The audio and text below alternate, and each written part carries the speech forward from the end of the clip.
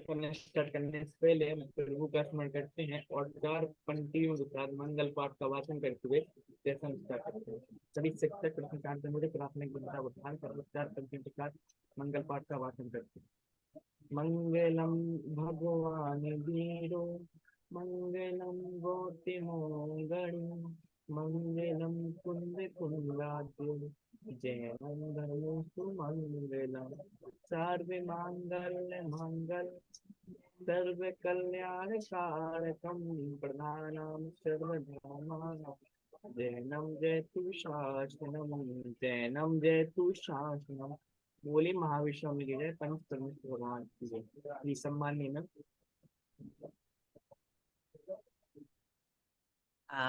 धन्यवाद सजल जी। नमस्कार, जय जिनेन्द्र सभी को। कैसे हैं आप सब? अच्छे हैं मैम। जय जिनेन्द्र मैम। अच्छे हैं। जय जिनेन्द्र। मैम बढ़िया है। बहुत बढ़िया।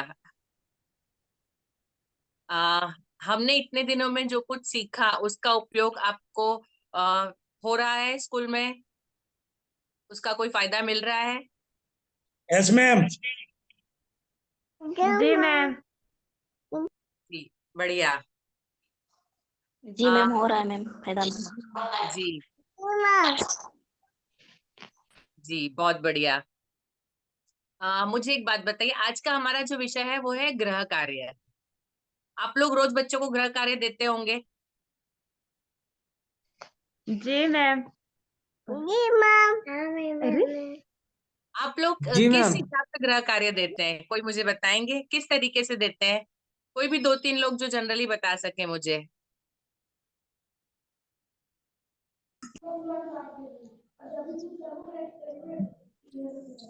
जी बताइए, कौन बताएगा कैसे देते हैं आप? जी मैम। मैं बता। हाँ जी जी महेश किसको जी? मुकेश किसको जी?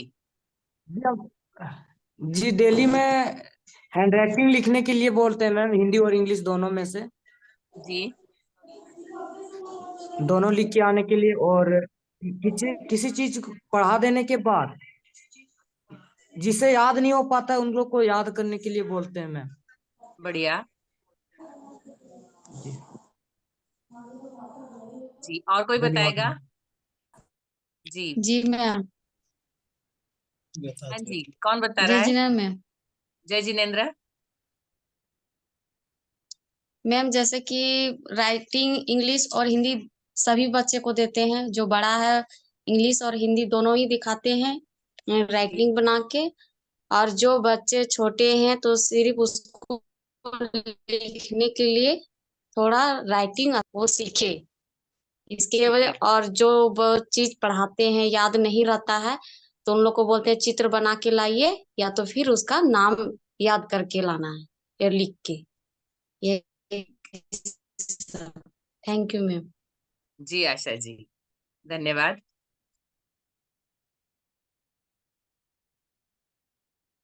और कोई बताना चाहेगा?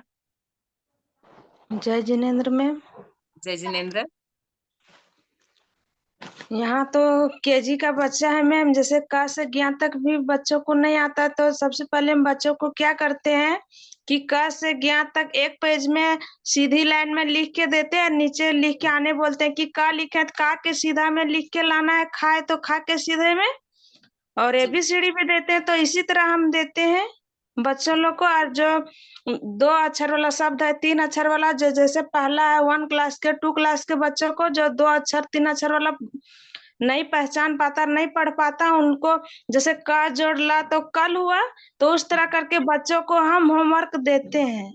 तो इसी तरह बढ़िया। बच्चों को अभी पढ़ने भी बोलते हैं कि ये क्या जी है, जैसे जी क प्लस ला तो कल हुआ, तो कल इसी हुआ। तरह करके हम बच्चों को देते हैं होमवर्क और बना के भी लाने बोलते हैं उसी तरह।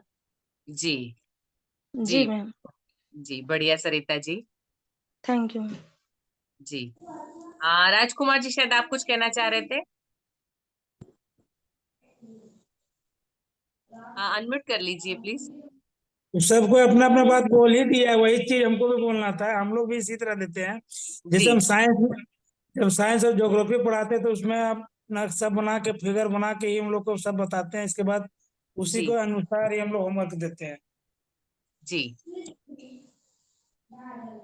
जी, हम ये हमारा पारंपरिक तरीका है, हम कुछ लिमिटेड तरीकों से देते हैं। अभी आज के वेबिनार में हम पहले तो ये समझेंगे कि होमवर्क देने के सिद्धांत क्या है, हमको क्यों दिया जाना चाहिए, उसके पीछे क्या क्या रीजन है, कौन से रूल्स है, कौन से लॉ है, ठीक है, उसके सिद्धांत क्या है, उसको हम समझेंगे। तो अब हमको आप समझ में आएगा कि किसको कब और कैसे होमवर्क देना है, ठीक है। आ, उस सिद्धांत के बाद हम किस किस तरीके से होमवर्क दिया जा सकता है, और फिर मैं कुछ बहुत सारे रचनात्मक तरीके कि कितना क्रिएटिव हो सकता है होमवर्क देना, जिससे बच्चे इंटरेस्ट से करके लाए। ठीक है। सजल जी, हम पीपीटी शेयर करेंगे। पहले मैं थोड़ा सा बेसिक आपको उसकी परिभाषा वगैरह कुछ बताना चाहती हूँ। मतलब ये ऐसा मत सोचिए कि वो किताबें, पर ये चीज हमको यदि पता हो कि क्यों देना है होमवर्क या कैसे देना है, तो हम बहुत अच्छा और बहुत सारा रचनात्मक की जो बच्चों को दे सकते हैं, ठीक है।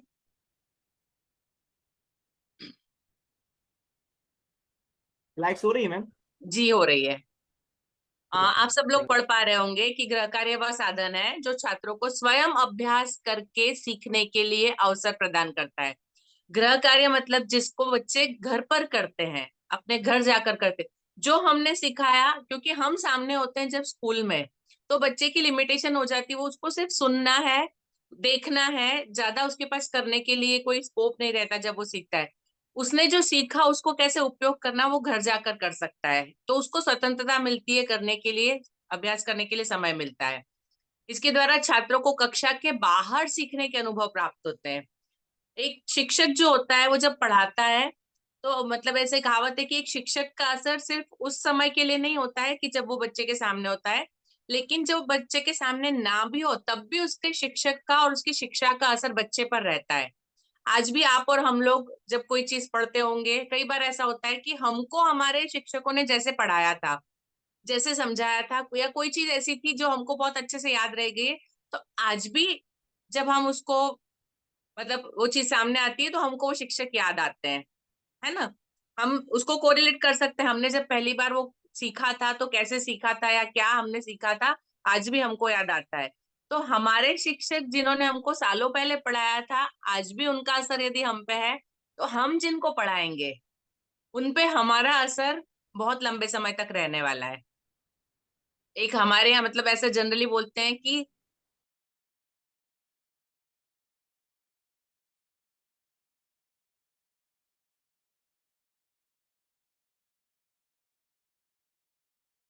मैम आप आपकी स्क्रीन फ्रीज हो गई है, वॉइस नहीं आ रही है। बहुत लंबे समय तक रहता है। हमको ऐसे करना है काम कि हम जो पढ़ाया है हमने, बच्चे उसको जब असली जीवन में वो चीजें सामने आती है उनके, तो उसको याद करके हमारे दिए हुए ज्ञान का उपयोग कर सके, ठीक है। सो जो शिक्षण उद्देश्यों की प्राप्ति में सहायक होते हैं, हम सबने, हमको पता होता है, हम जब स्कूल जाते हैं तो हमारा एक उद्देश्य होता है, हम रोज सोच के जाते हैं कि आज हमको उनको इतना क से ज्ञ सिखाना है, या आज उनको आ की मात्रा सिखानी है, या बड़ी क्लास में आज उनको लाभानी सिखाना है, या आज उनको फ्रैक्शन सिखाना है, भाग करना सिखाना है, उद्देश्य लेके जाए क्लास में कि आज हमको ये करना है, ठीक है। तो उस हमारे उद्देश्य की प्राप्ति कब होगी? जब बच्चा वो चीज घर जाकर कर सके, ठीक है। अभी इसके सिद्धांत किस तरह से देंगे, हम नेक्स्ट पे चलेंगे सजल जी। गृह कार्य देते हुए हमको बहुत सारी चीजें ध्यान रखनी पड़ती है। हम क्या चीज दे रहे हैं, मतलब क्या दे रहे हैं, किसको दे रहे हैं, बच्चा कौन सी क्लास का है, कितनी उम्र का है, ठीक है। विनय जी, आप कुछ कहना चाहते हैं? जी मैम, जी बोलिए। मैं मैं ये कहना चाहता हूँ कि मैं देख रहा हूँ कि बहुत से लोग का वीडियो बंद है। मैं नीरज जी से कहना चाहूंगा कि नीरज जी या सजल जी, जिनका भी वीडियो बंद है, जी जी, इनको या तो रिमूव कर दीजिए आज के मीटिंग से, या एब्सेंट तो लगा, फिर वो प्रॉपरली ज्वाइन करें। एब्सेंट लगा देंगे। क्योंकि आधे लोग ज्वाइन किए हैं, आधे लोग नहीं ज्वाइन किए हैं वीडियो। ये तो एकदम बिल्कुल भी गलत बात है। अगर आपको तरीके से ज्वाइन करना है तो ज्वाइन करें, या नहीं तो फिर आप एग्जिट हो जाए ग्रुप से।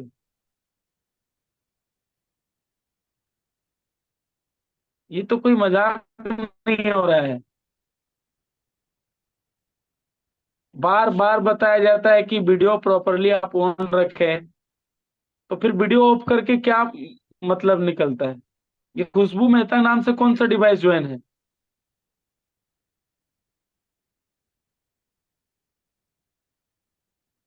ये नई डिवाइस तो हो रही है, खुशबू मेहता, ये कौन है?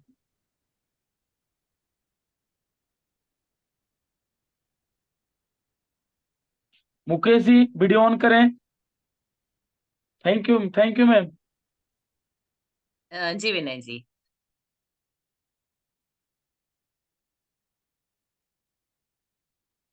चलिए हम सजल जी, हम नेक्स्ट पे चलेंगे। जब भी आप बच्चों को गृह कार्य देते हैं तो आपको बहुत सारी चीजें ध्यान रखनी है। आप गृह कार्य में क्या दे रहे हैं? ठीक है, एक स्वामी जी विवेकानंद जी का ये कथन है कि शिक्षा केवल सूचनाओं का एकत्रीकरण मात्र नहीं है। मतलब इंफॉर्मेशन, खाली सूचना है कि ये ऐसा होता है, ये ऐसा होता है, वो तो चीजें बच्चों को कहीं से भी पता चल जाएगी। लेकिन ये जीवन का गहन प्रशिक्षण है।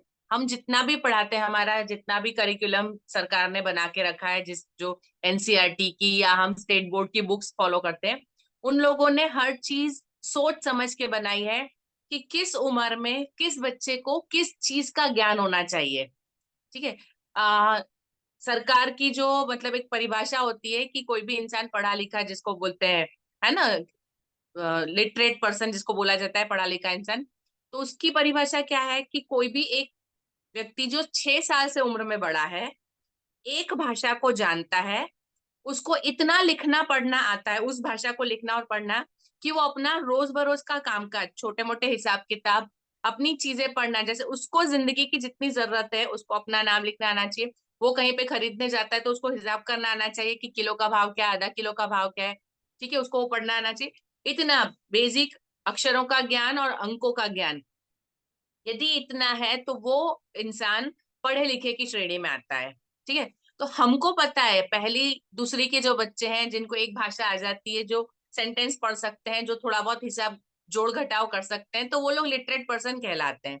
अभी हमको ये देखना है कि कौन सी कक्षा के बच्चे हैं, वो कितना काम कर सकते हैं, उनकी सोच कितनी हो सकती है, वो कितना समझ सकते हैं, और हमने जो सिखाया है उसको अपने जीवन में उसका उपयोग कैसे कर सकेंगे। हम यहाँ पे 2 और 2 4 सिखा देते हैं, हमने रटवा दिया, लेकिन बच्चा घर गया और उसको कहीं पे जरूरत पड़ी, उसको किसी ने, बच्चे ने कुछ दिया, बच्चे खेल रहे हैं, उसकी मम्मी ने कुछ दिया, कुछ भी हुआ, उस बच्चे को गिनना आना चाहिए कि उसके पास कितनी चीज है, उसको कितनी कम पड़ रही है, उसको और कितना चाहिए। है ना, बच्चा खाना खाने बैठा है, उसको 1 रोटी चाहिए तो कि 2 रोटी चाहिए, 2 पूरी चाहिए, 2 लड्डू चाहिए, तो उसको बोलना आना चाहिए, उसको गिनना आना चाहिए, मुझे कितना चाहिए, मतलब अपनी बात रखना उसको समझ में आना चाहिए। तो जितना भी ज्ञान हमने दिया उसका उपयोग बच्चा कर सके, तभी उसका मतलब है उस ज्ञान का, अथवा ये निरर्थक है। ठीक है, नेक्स्ट पे चलेंगे।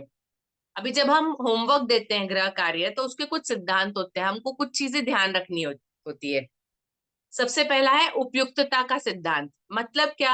आप पहले दिन बच्चा स्कूल में आया है, उसको आपने क ख ग घ च तक लिखवा दिया और उसको बोलो घर से कल लिख के लेके आना, तो क्या ये सही है? आज बच्चा पहले दिन स्कूल में आ रहा है, आपने क से च तक लिख दिया उसको और दिया, तो क्या ये सही है? नहीं है। नहीं। जी, मैं आप नहीं सबको, मैम। नहीं है। नहीं है। तो उपयुक्तता क्या होती है? कौन सा बच्चा है, कितना पढ़ चुका है, कितना उसको समझ में आता है, और वो कितना कर सकता है ना। आ, मेरे यहाँ पे स्कूल में नियम है कि एक दिन में ज्यादा होमवर्क नहीं देना, 2 विषय से ज्यादा नहीं देना, और कितना देना कि बच्चा घर पे आधा घंटा या घंटा भर, इससे ज्यादा का नहीं देना। क्योंकि बच्चे को खेलने कूदने के लिए, बाकी चीजों के लिए समय मिलना चाहिए, सिर्फ पढ़ाई उसके लिए नहीं है, बाकी चीजें भी उतनी ही जरूरी है। तो हम जब होमवर्क देते हैं तो वो बच्चा कितनी देर में करेगा? आज हमने 10 पन्ने लिखने को दे दिए, वो बच्चा 10 पन्ना घर पहुंच के रात को सोने तक वो लिखता ही रहेगा, उसके पास टाइम ही नहीं रहेगा उसके अलावा। तो किसके लिए कितना उपयुक्त है, ये हमको समझ में आना चाहिए। हमको सोचना है कि पहली या दूसरी का बच्चा है तो कितना देंगे, छठी सातवीं का बच्चा है तो कितना देंगे, दोनों में अंतर हमको पता होना चाहिए, ठीक है। उसके बाद हमने क्या पढ़ाया है, हमने कोई चीज पढ़ाई नहीं और उसको दे दी बिना पढ़ाए, या हम मतलब 2 बच्चों को पढ़ाया है, वो बच्चा 2 दिन एब्सेंट रहा, स्कूल नहीं आया, तीसरे दिन वो आया, उसको नहीं आता है, 2 दिन हमने जो पढ़ाया उसको नहीं पता, तीसरे दिन वो आया, हम उसको बोल रहे हैं कि हमने जो 2 दिन पढ़ाया हमने कल लिखवाया था, लिख कर लाओ, लेकिन वो तो आया ही नहीं, उसको पता ही नहीं है। तो हमको हर बच्चे के हिसाब से सोच के उसके अनुसार मतलब बताना है कि उसको क्या गृह कार्य देना है, ठीक है। दूसरा है अभिरुचि का सिद्धांत। अभिरुचि मतलब जिसमें बच्चों को इंटरेस्ट आए, जो बच्चों को अच्छा लगे। यदि आप सिर्फ कॉपी करने को दे दो, उसको बोलो आज सवाल जवाब लिखवाए हैं, 5-5 बार लिख के ले आना, अभी वो इतने लंबे जवाब है बच्चे को समझ ही नहीं आए, और उसको यदि लिखना पड़ा, रो रो के लिखेगा क्योंकि घर पे मम्मी डंडा लेके बैठी है कि होमवर्क पूरा करना है, तो उस होमवर्क का कोई अर्थ है? वो यदि 10 बार भी लिख के आया, उसके दिमाग में कुछ नहीं गया, तो क्या उसका अर्थ है? वो होमवर्क आपके नहीं कुछ काम आएगा? नहीं नहीं आएगा जी। तो हम जब होमवर्क देते हैं तो ऐसा होमवर्क दें जिसमें बच्चों को आनंद आए, जिसको करने में बच्चे को मजा आए और वो खुद शौक से करे, उसको किसी को डंडा लेके ना बैठना पड़े, उनके इंटरेस्ट का हो। अभी जैसे दिवाली थी हमारे यहाँ पे, दिवाली में बच्चों की 20 दिन की छुट्टियां होती है। दिवाली से लेके छोटी दिवाली हम जो बोलते हैं 11 के जो पूनम आती है तब तक हमारे यहाँ 15-20 दिन बच्चों की छुट्टी होती है। तो हम बच्चों को होमवर्क देते हैं, हर एक विषय के टीचर होमवर्क देंगे। 5वीं तक 5 विषय होते हैं, छठी सातवीं में 7-7 विषय होते हैं बच्चों के। अभी हर विषय का होमवर्क हो बच्चे को तो एक लिमिट होती है। तो हमारे यहाँ दिवाली होमवर्क, मैं सबका होमवर्क चेक करती हूँ, किसी भी टीचर को बोला है कि एक विषय में बच्चे को 1 दिन से ज्यादा नहीं लगना चाहिए, और 1 दिन में 2-2.5 घंटे में उसका होमवर्क खत्म हो जाना चाहिए। इस तरह से आप होमवर्क दो, और होमवर्क ऐसा हो जिसको करने में बच्चे को मजा आए। मैं जैसे एसएसटी पढ़ाती हूँ, समाज विद्या पढ़ाती हूँ, तो छठी कक्षा के अंदर उन लोगों का पाठ था महावीर स्वामी और बुद्ध भगवान के बारे में। तो उसमें आता था जातक कथाएं। जब मैं बच्चों को पढ़ा रही थी तो मैंने बच्चों से पूछा था कि आप में से किसी ने जातक कथाएं पढ़ी है, तो लगभग सारे बच्चों ने ना बोला, क्योंकि आजकल के बच्चों हमको पता है कि किताबें नहीं पढ़ते हैं। मुझे ये चीज दिमाग में थी और मैं चाहती थी कि वो लोग जातक कथाएं पढ़े। मैंने क्या किया, होमवर्क के अंदर जातक कथाएं मैंने ढूंढी नेट के ऊपर से, उसकी लिंक कॉपी की और उसकी लिंक जो है वो बच्चों को ग्रुप में भेजी। उसमें करीब मुझे मिली 73 जातक कथाएं मिली, और मेरे हर क्लास में 6 एबीसी सब में 60-65 बच्चे हैं। तो मैंने उनको कहा कि आपका जो रोल नंबर है क्लास का, उस नंबर की जो भी आपकी कहानी है आप उसको पढ़िए, उसको लिख कर लाइए, उसका यदि आपको चित्र मिलता है तो चित्र बनाकर लाइए, और उसके अलावा बाकी सारी कहानियां जितना समय मिलता है उतना पढ़िए। इससे होगा क्या, कम से कम क्लास के अंदर जब होमवर्क कंप्लीट होके आएगा तो 60-65 कहानियां लिखी हुई मेरे पास आएगी। जब उसके बाद क्लास में मैं ये करती हूँ कि हर रोज 2-2 3-3 बच्चे को बोलेंगे आपने जो कहानी लिखी है वो कहानियां बहुत छोटी छोटी, आपने यदि पढ़ी हो तो आपको पता होगा जातक कथा है बहुत ज्यादा बड़ी नहीं है ना, आधा 1 पेज की कहानी है। तो हर रोज यदि 2-3 बच्चे पढ़ते हैं तो महीने भर में तो सारी कहानियां सारे बच्चे सुन लेंगे। तो ऐसा कुछ होना चाहिए, और कहानियों में सबको इंटरेस्ट आता है, बच्चा हो या बड़ा। तो ऐसा कुछ क्रिएटिव होमवर्क आप अपने विषय के हिसाब से ढूंढिए कि क्या हो सकता है जिसमें बच्चों को मजा आए। सेम वैसे ही 7वीं कक्षा में एक मेरा पाठ है, जो मेले लगते हैं अलग अलग, ठीक है, गुजरात के अंदर बहुत सारे मेले लगते हैं, तो उनके बारे में था। तो मैंने बच्चों को एक बहुत बड़ी एक मतलब गवर्नमेंट की किताब थी जिसमें गुजरात के सारे मेलों की जानकारी चित्रों के साथ, वो करीब 150 पेज की पूरी किताब थी, उसकी पीडीएफ मोबाइल में सबको शेयर कर दी। और रोल नंबर वाइज सबको अलग अलग मेले, 5-10 एक मेले के नाम थे, तो रोल नंबर वाइज की 1 से 10 वाले पहला मेला जो है, 11 से 20 वाले दूसरा मेला। तो हर इस मेले के बारे में आप पढ़ेंगे, पढ़ने के बाद अपने शब्दों में आप 1 पेज लिख कर लाएंगे, मतलब पूरा पूरा नहीं लिखना क्योंकि वो तो 5-5 6-6 पेज की इंफॉर्मेशन थी। तो बच्चों को पढ़ने में मजा आया, जब क्लास में आएंगे सारे लगेंगे तो हर चीज के बारे में वो जानेंगे। एक बच्चा हर चीज नहीं कर सकता, लेकिन हर बच्चा थोड़ा थोड़ा कर लेगा, तो सब जब सामने आता है तो उनको दूसरी चीजें भी पता चलती है। तो ऐसा कुछ होमवर्क जिसमें मजा आए बच्चों को। यदि मेलों के बारे में जानना है तो सब इंटरेस्ट लेंगे। ठीक है। तीसरा है स्पष्टता का सिद्धांत। आप जो भी गृह कार्य देते हैं, बच्चों को स्पष्ट होना चाहिए कि मुझे क्या करना है। मुझे लिखना है या मुझे पढ़ना है या मुझे 2 बार लिखना है, मुझे सिर्फ देखकर कॉपी करना है या मुझे खुद अपनी तरह से कुछ बना के देना है। स्पष्ट होना चाहिए कि आपने क्या होमवर्क दिया है। कई बार मैंने देखा है टीचर, पाठ 5 प्रश्न उत्तर खत्म। अभी इसमें बच्चा क्या समझेगा? उसको प्रश्न उत्तर लिखना है, उसको प्रश्न उत्तर पढ़ना है, उसको 2 बार लिखना है, उसको 1 बार लिखना है, सिर्फ प्रश्न उत्तर लिखना है, सिर्फ उत्तर लिखना है, प्रश्न मतलब किस में लिखना है, नोटबुक में लिखना है, बुक में लिखना है। आपकी सारी चीज क्लियर होनी चाहिए, स्पष्ट होना चाहिए बच्चों के लिए गृह कार्य कि उनको क्या करना है, कैसे करना है। हमारे स्कूल में एक हमारे सर थे, वो एजुकेशन डिपार्टमेंट में गवर्नमेंट जॉब में थे। वहां से रिटायर होके वो हमारे स्कूल में एज इंस्ट्रक्टर, मतलब हमको हेल्प के लिए आए थे कि कभी कोई वो। तो वो हमेशा हमको एक चीज बोलते थे, बोले जब आप बच्चों को होमवर्क देते हो, बोले आपने सपोज प्रश्न उत्तर दिए, प्रश्न उत्तर में आपने यदि उसको प्रश्न दिया है, 2 प्रश्न दिए हैं कि पाठ 5 का पहला और दूसरा प्रश्न करके लाना, तो बोले उसको उसके साथ में बताओ कि उस पहले प्रश्न का उत्तर उसको पेज नंबर 15 पर मिलेगा और दूसरे प्रश्न का उत्तर पेज नंबर 17 पर मिलेगा। तो बच्चा उसी पेज को पढ़ेगा, उसको वो टेंशन खत्म हो जाएगा कि मुझे ढूंढना है। उसको ये पता होगा कि मुझे यहाँ पढ़ना है, तो वो उस चीज को अच्छे तरीके से पढ़ेगा। आपका होमवर्क सिर्फ 2 प्रश्न का है तो उसको 2 प्रश्न तक सीमित रहने दो, उसको हद से ज्यादा मत दो। उसको स्पेसिफिकली पता होना चाहिए कि मुझे इतना करना है। तो स्पष्ट होना चाहिए बच्चों को कि उनको क्या करना है। आपकी भाषा सरल होनी चाहिए, बिल्कुल क्लियर होनी चाहिए। ठीक है। उसके बाद है यथार्थता का सिद्धांत। ठीक है।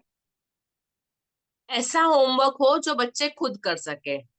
बहुत बार ऐसा होता है कि छोटी क्लास के अंदर बहुत बड़ा प्रोजेक्ट बनाने को दे दिया कि जैसे टाइप्स ऑफ हाउसेस, अलग अलग तरह के घर, तो वो मम्मी पापा लगे हुए बैठ के पुस्ते का काट के घर बना रहे हैं। अभी हमको पता है कि वो पहली का बच्चा, उसको कैंची पकड़ना नहीं आता है, तो आप उसको घर बनाने का होमवर्क क्यों दे रहे हैं? यथार्थ में वो बच्चा कर सकेगा? उसकी कैपेसिटी कितनी है? सही है या गलत है? सही बोल रहे मैम। जी। तो हमको ये सोच के देना है कि हमने जो गृह कार्य दिया, क्या वो बच्चा ही करेगा या माँ बाप करेंगे। तो ये हमेशा ध्यान रखना कि कितना किसके लिए सही है। उसके बाद है क्रमबद्धता का सिद्धांत। एक चीज हमेशा याद रखना, आप जब भी साल शुरू होता है ना हमारा, जो आप कभी भी कोई भी किताब उठा के देखिए, जनरली भाषा का जो भाषा की किताब होगी तो उसका पहला पाठ है ना, कविता होती है। आप थोड़ा सा याद करिए, होती है। जी होती है, मैम। शुरू में लेसन में होता ही है। जी। ये एक साइकोलॉजी है कि कभी भी कोई भी चीज की शुरुआत करनी है तो किसी आसान चीज से शुरू करो। बच्चों को गाना सुनना, कविता सुनना अच्छा लगता है, मजा आता है। उसमें ज्यादा क्वेश्चन आंसर नहीं होते, उनको ज्यादा याद रखने की जरूरत नहीं है, वो गुनगुना के याद रख सकते हैं। तो हमेशा आसान से कठिन की तरफ जाना। तो आप जब गृह कार्य देते हैं, पहले दिन आपने गृह कार्य दिया, तो छोटा दीजिए, कम दीजिए और आसान दीजिए कि बच्चा कर ले। पहले दिन उसने कर लिया, उसको थोड़ा सा कॉन्फिडेंस आएगा, अच्छा लगेगा, मजा आएगा। फिर दूसरे दिन थोड़ा सा बढ़ाइए, उससे आगे दीजिए। कल यदि पढ़ने दिया था तो आज उसमें से थोड़ा सा लिखने के लिए, बहुत सारा एक साथ नहीं। तो जैसे जैसे धीरे धीरे आप उसको लेवल पे बढ़ाइए। जब बच्चा करने लगता है, आपको पता चलता है कि हाँ भाई, आज 5 प्रश्न दिए, उसने 5 कर लिए, तो कल हम फिर से 5 दे सकते हैं। ठीक है। पर वो 5 ही नहीं कर पाया तो आपको दोबारा आगे 5 नहीं देना है, दोबारा 3 देना है। तो एक क्रमबद्धता होनी चाहिए कि बच्चा किस तरीके से आगे बढ़ेगा, और आसान से कठिन की तरफ ले जाना है उसको, कम से ज्यादा की तरफ, धीरे धीरे। अचानक से बहुत सारा नहीं होना चाहिए। ठीक है। बच्चों का आत्मविश्वास आ जाना चाहिए कि मैं कर सकता हूँ, फिर वो ज्यादा करेंगे। तो शुरुआत से बहुत ज्यादा नहीं, उनका मजा बना रहे, उनकी इच्छा बनी रहे, इस तरह से दीजिए। उसके बाद है उद्देश्य का सिद्धांत। हम, जैसे मैंने कहा कि हम जब कक्षा में जाते हैं, हम एक उद्देश्य के साथ जाते हैं कि आज उनको जोड़ आ जाना चाहिए, आज उनको घटाव आना चाहिए। तो आपका उद्देश्य पूरा हो, ऐसा ही होमवर्क हो। यदि आपने आज जोड़ सिखाया है तो आप उनको ऐसा क्रिएटिव होमवर्क दो कि चलो आज आप घर पे जाना और आप घर पे आपके खिलौने कितने हैं उसकी गिनती करके लाना है, आपके पास कितने कंचे हैं गिनती करके लाना, ठीक है। आपके पास मम्मी की चूड़ियां लाल कलर रंग की कितनी और नीले रंग की कितनी है गिन कर लाना, और लाल और नीला लिख के दोनों को जोड़ के बताना।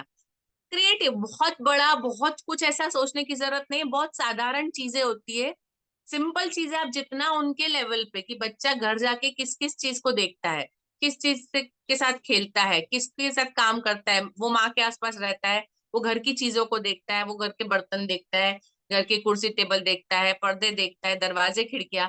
आपके घर में दरवाजे कितने और खिड़कियां कितनी गिन के लाओ।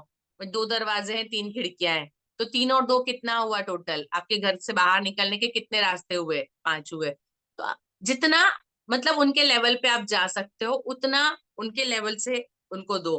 तो हमारा उद्देश्य भाई उनको गिनती सिखाना था, तो हम किसी भी तरीके से उनको सिखा सकते हैं। हमारा उद्देश्य उस होमवर्क के साथ पूरा होना चाहिए।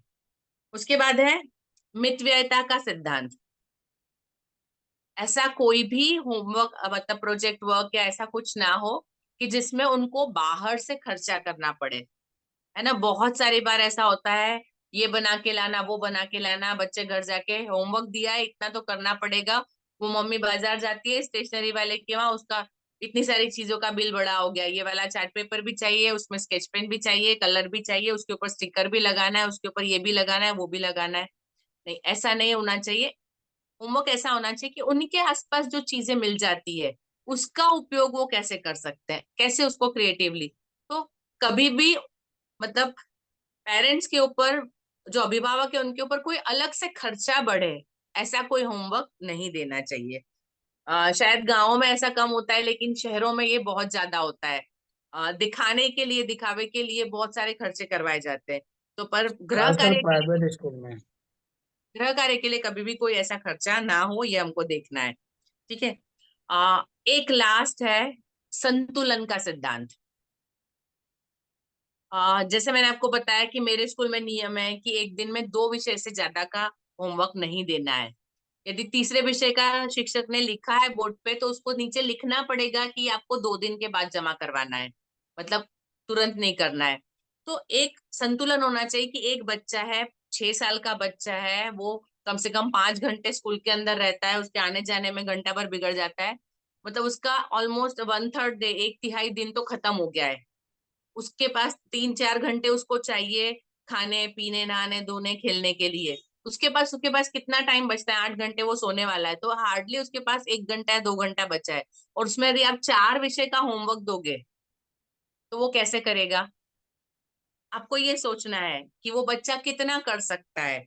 संतुलन बनाना चाहिए। आज यदि हमने हिंदी और अंग्रेजी दिया तो कल हम गणित दे सकते हैं, परसों पर्यावरण दे सकते हैं। 3 दिन रोज हिंदी दे रहे हैं, उसके बाद 2 दिन रोज गणित, फिर 3 दिन तक रोज अंग्रेजी।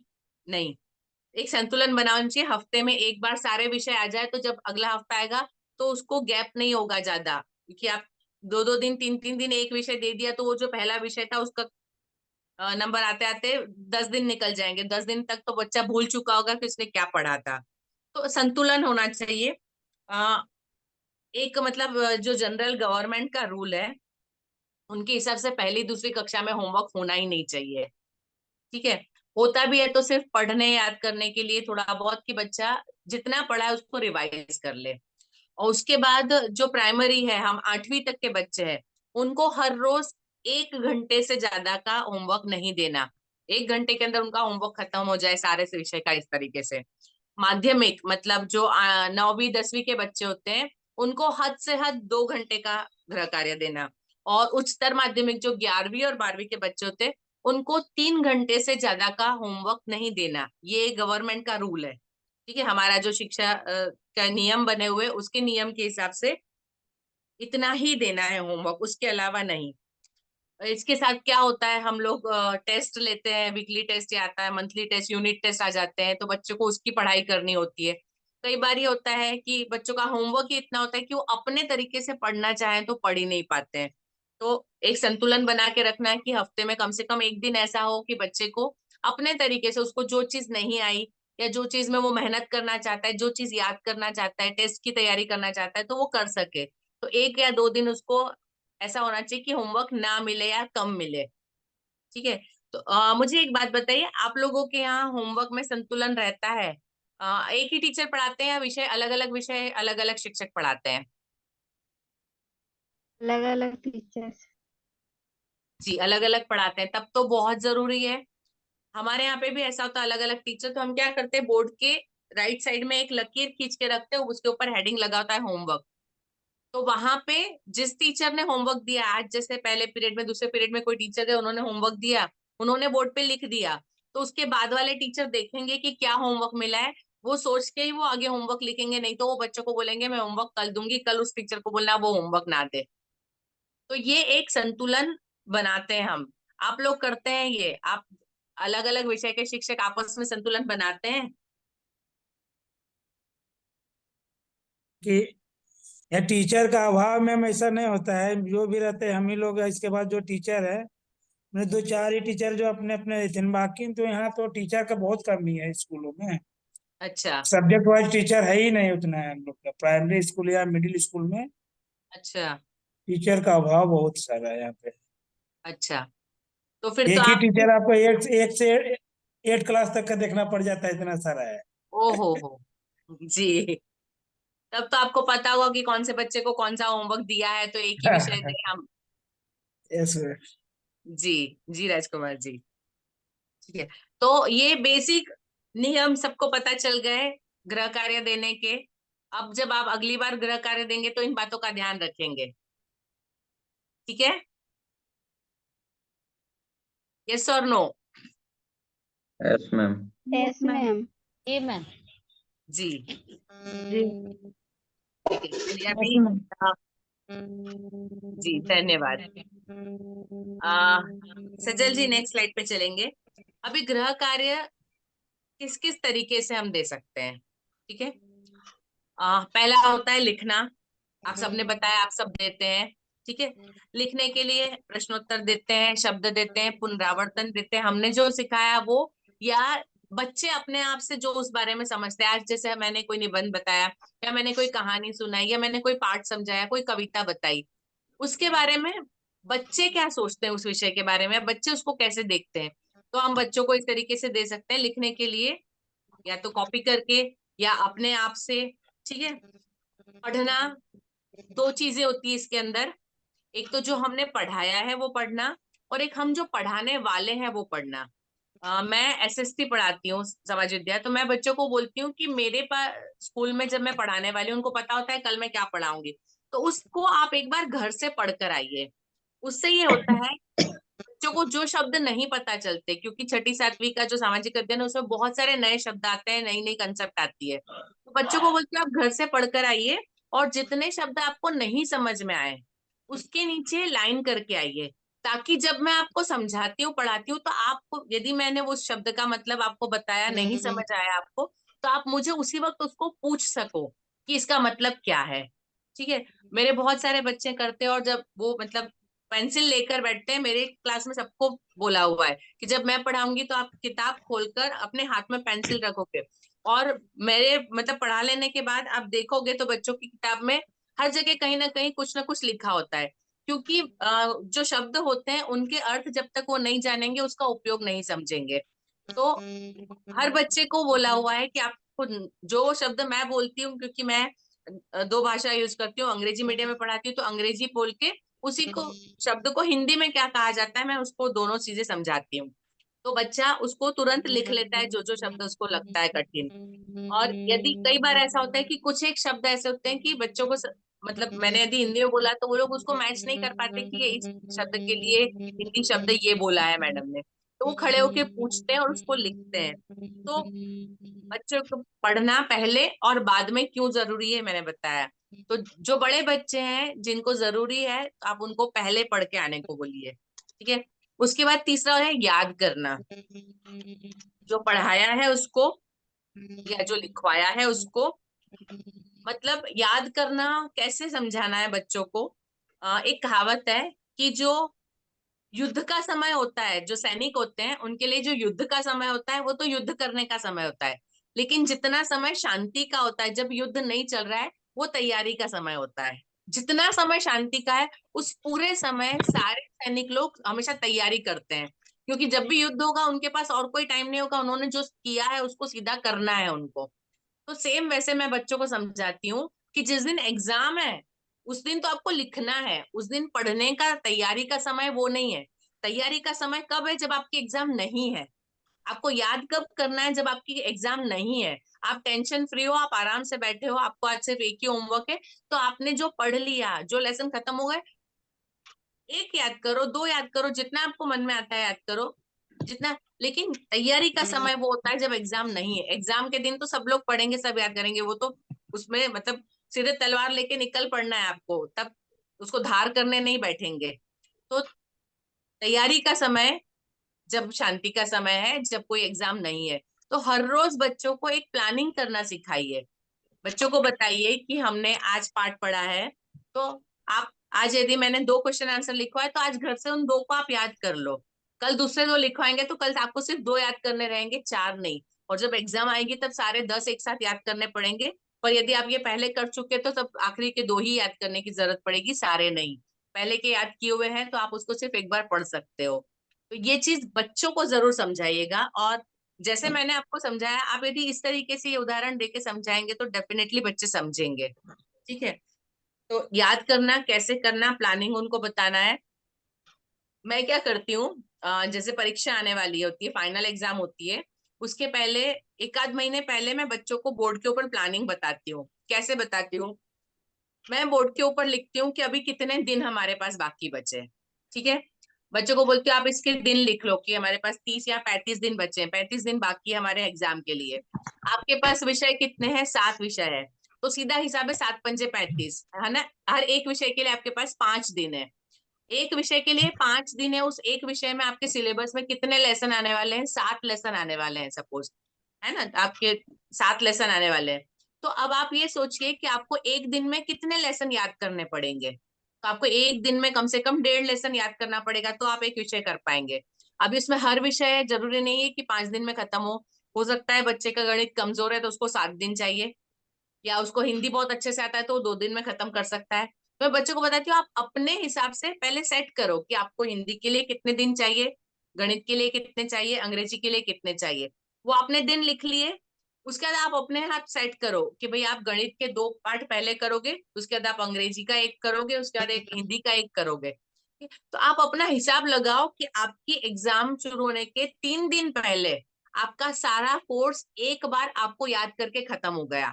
क्योंकि जो पीछे के 3 दिन है तब आपको पहले पेपर के रिवीजन के लिए चाहिए, जो आपने पढ़ा है उसको फिर से दोहराने के लिए चाहिए। तो इस तरह से मैं टाइम टेबल में बोर्ड के ऊपर लिखती हूँ बाकायदा। गणित 5 दिन, हिंदी 3 दिन, अंग्रेजी 7 दिन। मैं बच्चों को बताती हूँ अब बताइए आपके पास कितने दिन बचे। और गणित यदि मैंने 7 दिन लिखा है या 5 दिन लिखा है तो आपको कितने चैप्टर है और वो कैसे खत्म करना है। तो उसको अपने रोज अपने हाथ में लीजिए उस विषय को और खत्म करिए। तो ये प्लानिंग बच्चों को कैसे बनाना, जब ये हो जाएगी तो वो समझेंगे कि मुझे किस दिन में कितना याद करना है। ठीक है? समझ में आया आपको प्लानिंग कैसे करना है, सिखाना है बच्चों को? ठीक है? उसके बाद विषय यूनिट टेस्ट की तैयारी करना। हमेशा आपके यूनिट टेस्ट, आपके यहाँ भी शायद हर हफ्ते में एक एग्जाम होती है ना? Yes ma'am. हाँ मैम। Yes ma'am. उसका प्लानिंग पहले से तैयार होता है, कौन से हफ्ते में यस कौन सी मैम। परीक्षा होने वाली है। मैम ये तो सरकार का वहां से भेजता, हम लोग को ये नहीं है। इसमें पर है महीने जो का तो आता होगा ना कि अगले महीने में, इस पहले हफ्ते में ये, दूसरे हफ्ते में ये। मैम ऐसा फिक्स नहीं है कि कौन सा सब्जेक्ट मतलब का टेस्ट लेना, ये फिक्स नहीं रहता है। मैंने ऐसा आगे पीछे कोई, रहता हाँ है ऐसा रहता हो है, जाता है कभी। नहीं सिलेबस है। सिलेबस तो हम लोग पास है ही है, जी लेकिन जो अभी वीकली जो टेस्ट होता है सब साप्ताहिक, जी। कभी एक ही सब्जेक्ट को डबल बार हो जाता है, कभी तो आगे पीछे ही होता है। लेकिन हम लोग का अनुमान हो जाता है कि अब अगले बार ये सब्जेक्ट का एग्जाम होगा। जी जी, हमारे यहाँ प्राइवेट स्कूल है तो हमारे यहाँ पूरे साल का वीकली टेस्ट का हम डायरी में छाप के देते हैं कि कौन सी तारीख को कौन सा टेस्ट कौन से विषय का होने वाला है। तो मतलब हर एक विषय की कम से कम 5 टेस्ट आ जाती है साल के अंदर।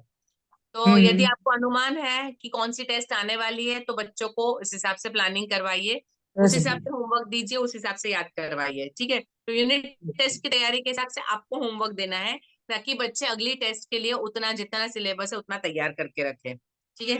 उसके बाद आता है प्रोजेक्ट वर्क। प्रोजेक्ट वर्क के अंदर क्या करना होता है, बच्चों को कुछ जानकारी इकट्ठी करना होता है। जैसे मैंने आपको बताया कि मैंने मेले के बारे में दिया या जातक कथा के बारे में दिया।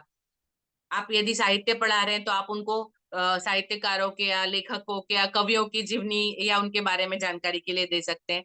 आप विज्ञान पढ़ा रहे हैं तो आपके जो विषय है उसके हिसाब से कोई दूसरे जो प्रयोग हुए हैं, कोई ऐसे वैज्ञानिक है इन्होंने कुछ अलग किया है, तो जो भी आपका विषय है उसके हिसाब से बच्चे के लिए कौन सी जानकारी बच्चे इकट्ठी कर सकते हैं। आप यदि भूगोल वगैरह पढ़ा रहे हैं तो कहाँ कितना तापमान होता है, कौन से महीने में कितना तापमान होता है, बहुत सारी चीजें होती है जो बच्चे जानकारी इकट्ठा कर सकते हैं।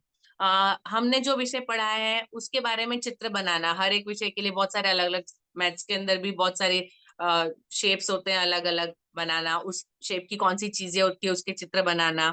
साइंस में तो डायग्राम होते ही हैं, तो ऐसे आप विषय के अनुसार उनको चित्र बनाना है या चीजें इकट्ठी करना।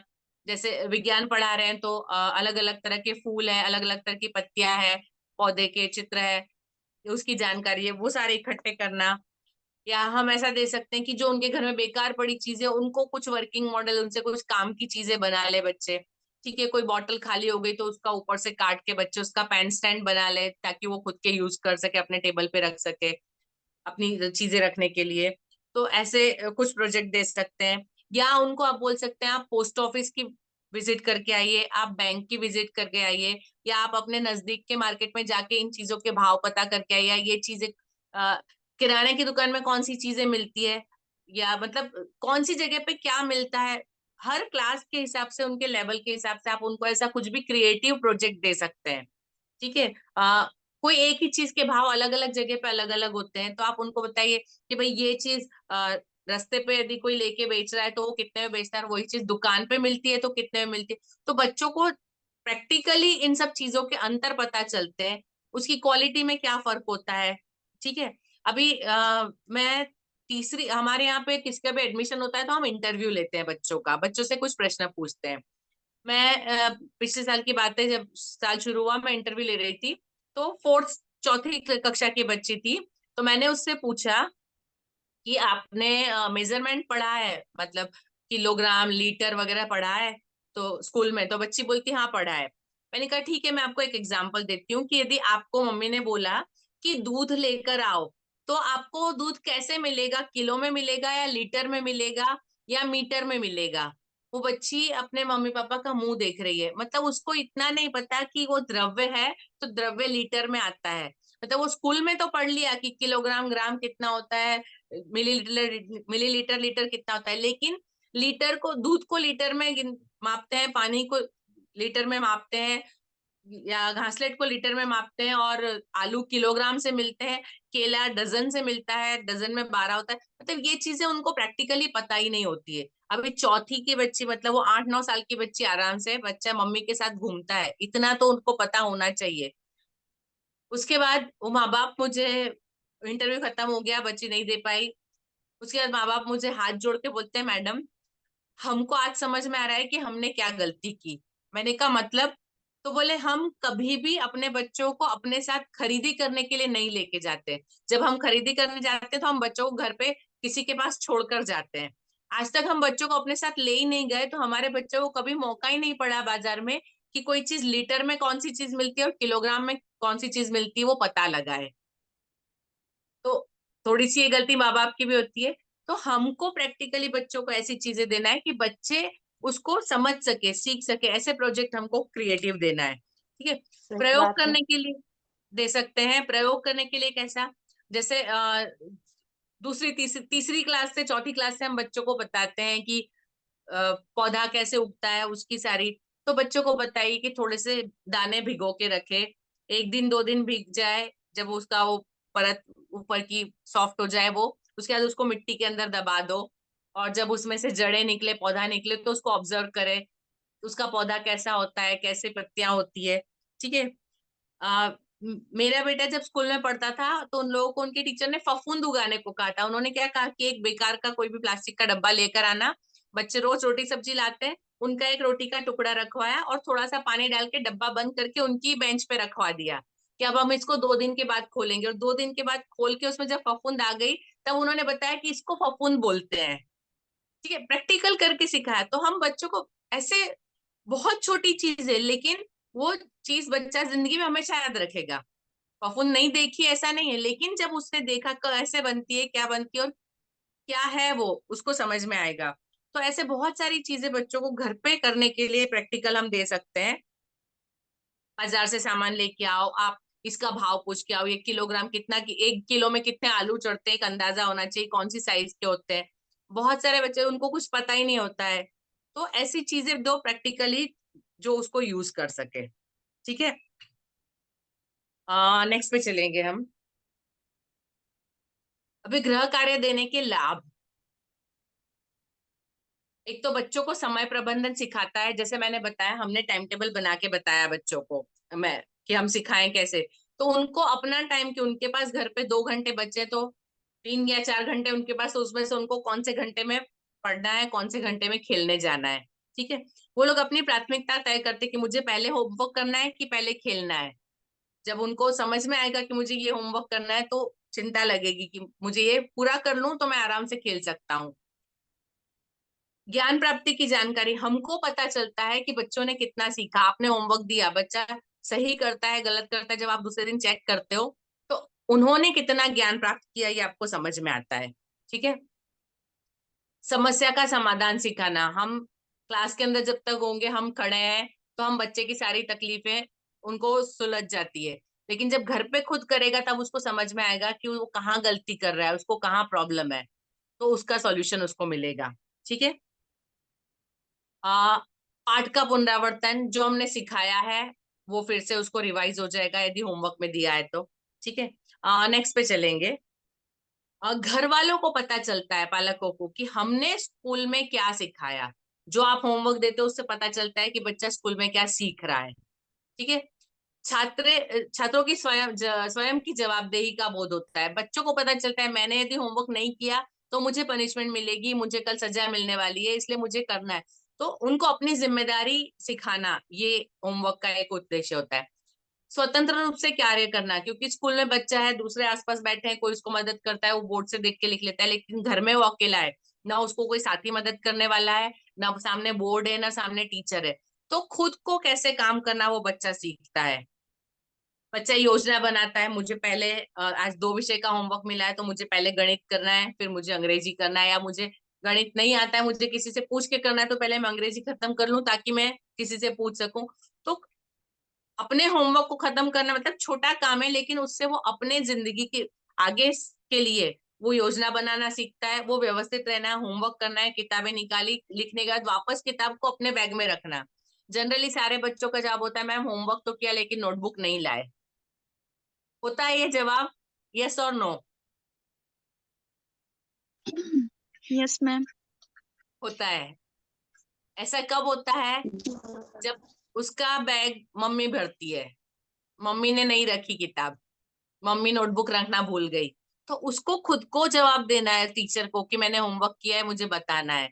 तो ये बच्चे को समझ में आना चाहिए। तो यहाँ बच्चा सीखता है कि मुझे कैसे व्यवस्थित रहना है, मुझे यदि होमवर्क हो गया तो मुझे अपनी कॉपी बैग के अंदर रखना है।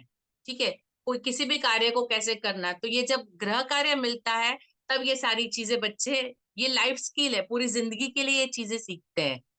अपना काम करना हर इंसान को वो होमवर्क करने से सीखना आता है। यदि बच्चा होमवर्क सही करता है तो अपनी जिंदगी के सारे में व्यवस्थित रहना सीख लेगा। तो ये सारे होमवर्क के लाभ है। अभी इन ये आपको पता है तो आप उसको मतलब बच्चे को उस हिसाब से होमवर्क दे पाएंगे। ठीक है, नेक्स्ट पे चलिए। बच्चे की रचनात्मकता को उजागर करता है। आपने यदि प्रोजेक्ट वर्क दिया है तो हर एक बच्चा अलग तरीके से सोचेगा, कुछ नया करके लाएगा। ठीक है, इसके अलावा हमको मूल्यांकन करने का मतलब मौका मिलता है कि बच्चे ने जो किया वो कैसा किया, उसको कितना समझ में आया, तो अब हमको आगे सिखाना है तो उसको हम कैसे करेंगे। ठीक है, नेक्स्ट टॉपिक ये मेरा लास्ट है कि रचनात्मक गृह कार्य। किसी भी होमवर्क को हम कैसे अलग क्रिएटिव तरीके से बता सकते हैं। ठीक है,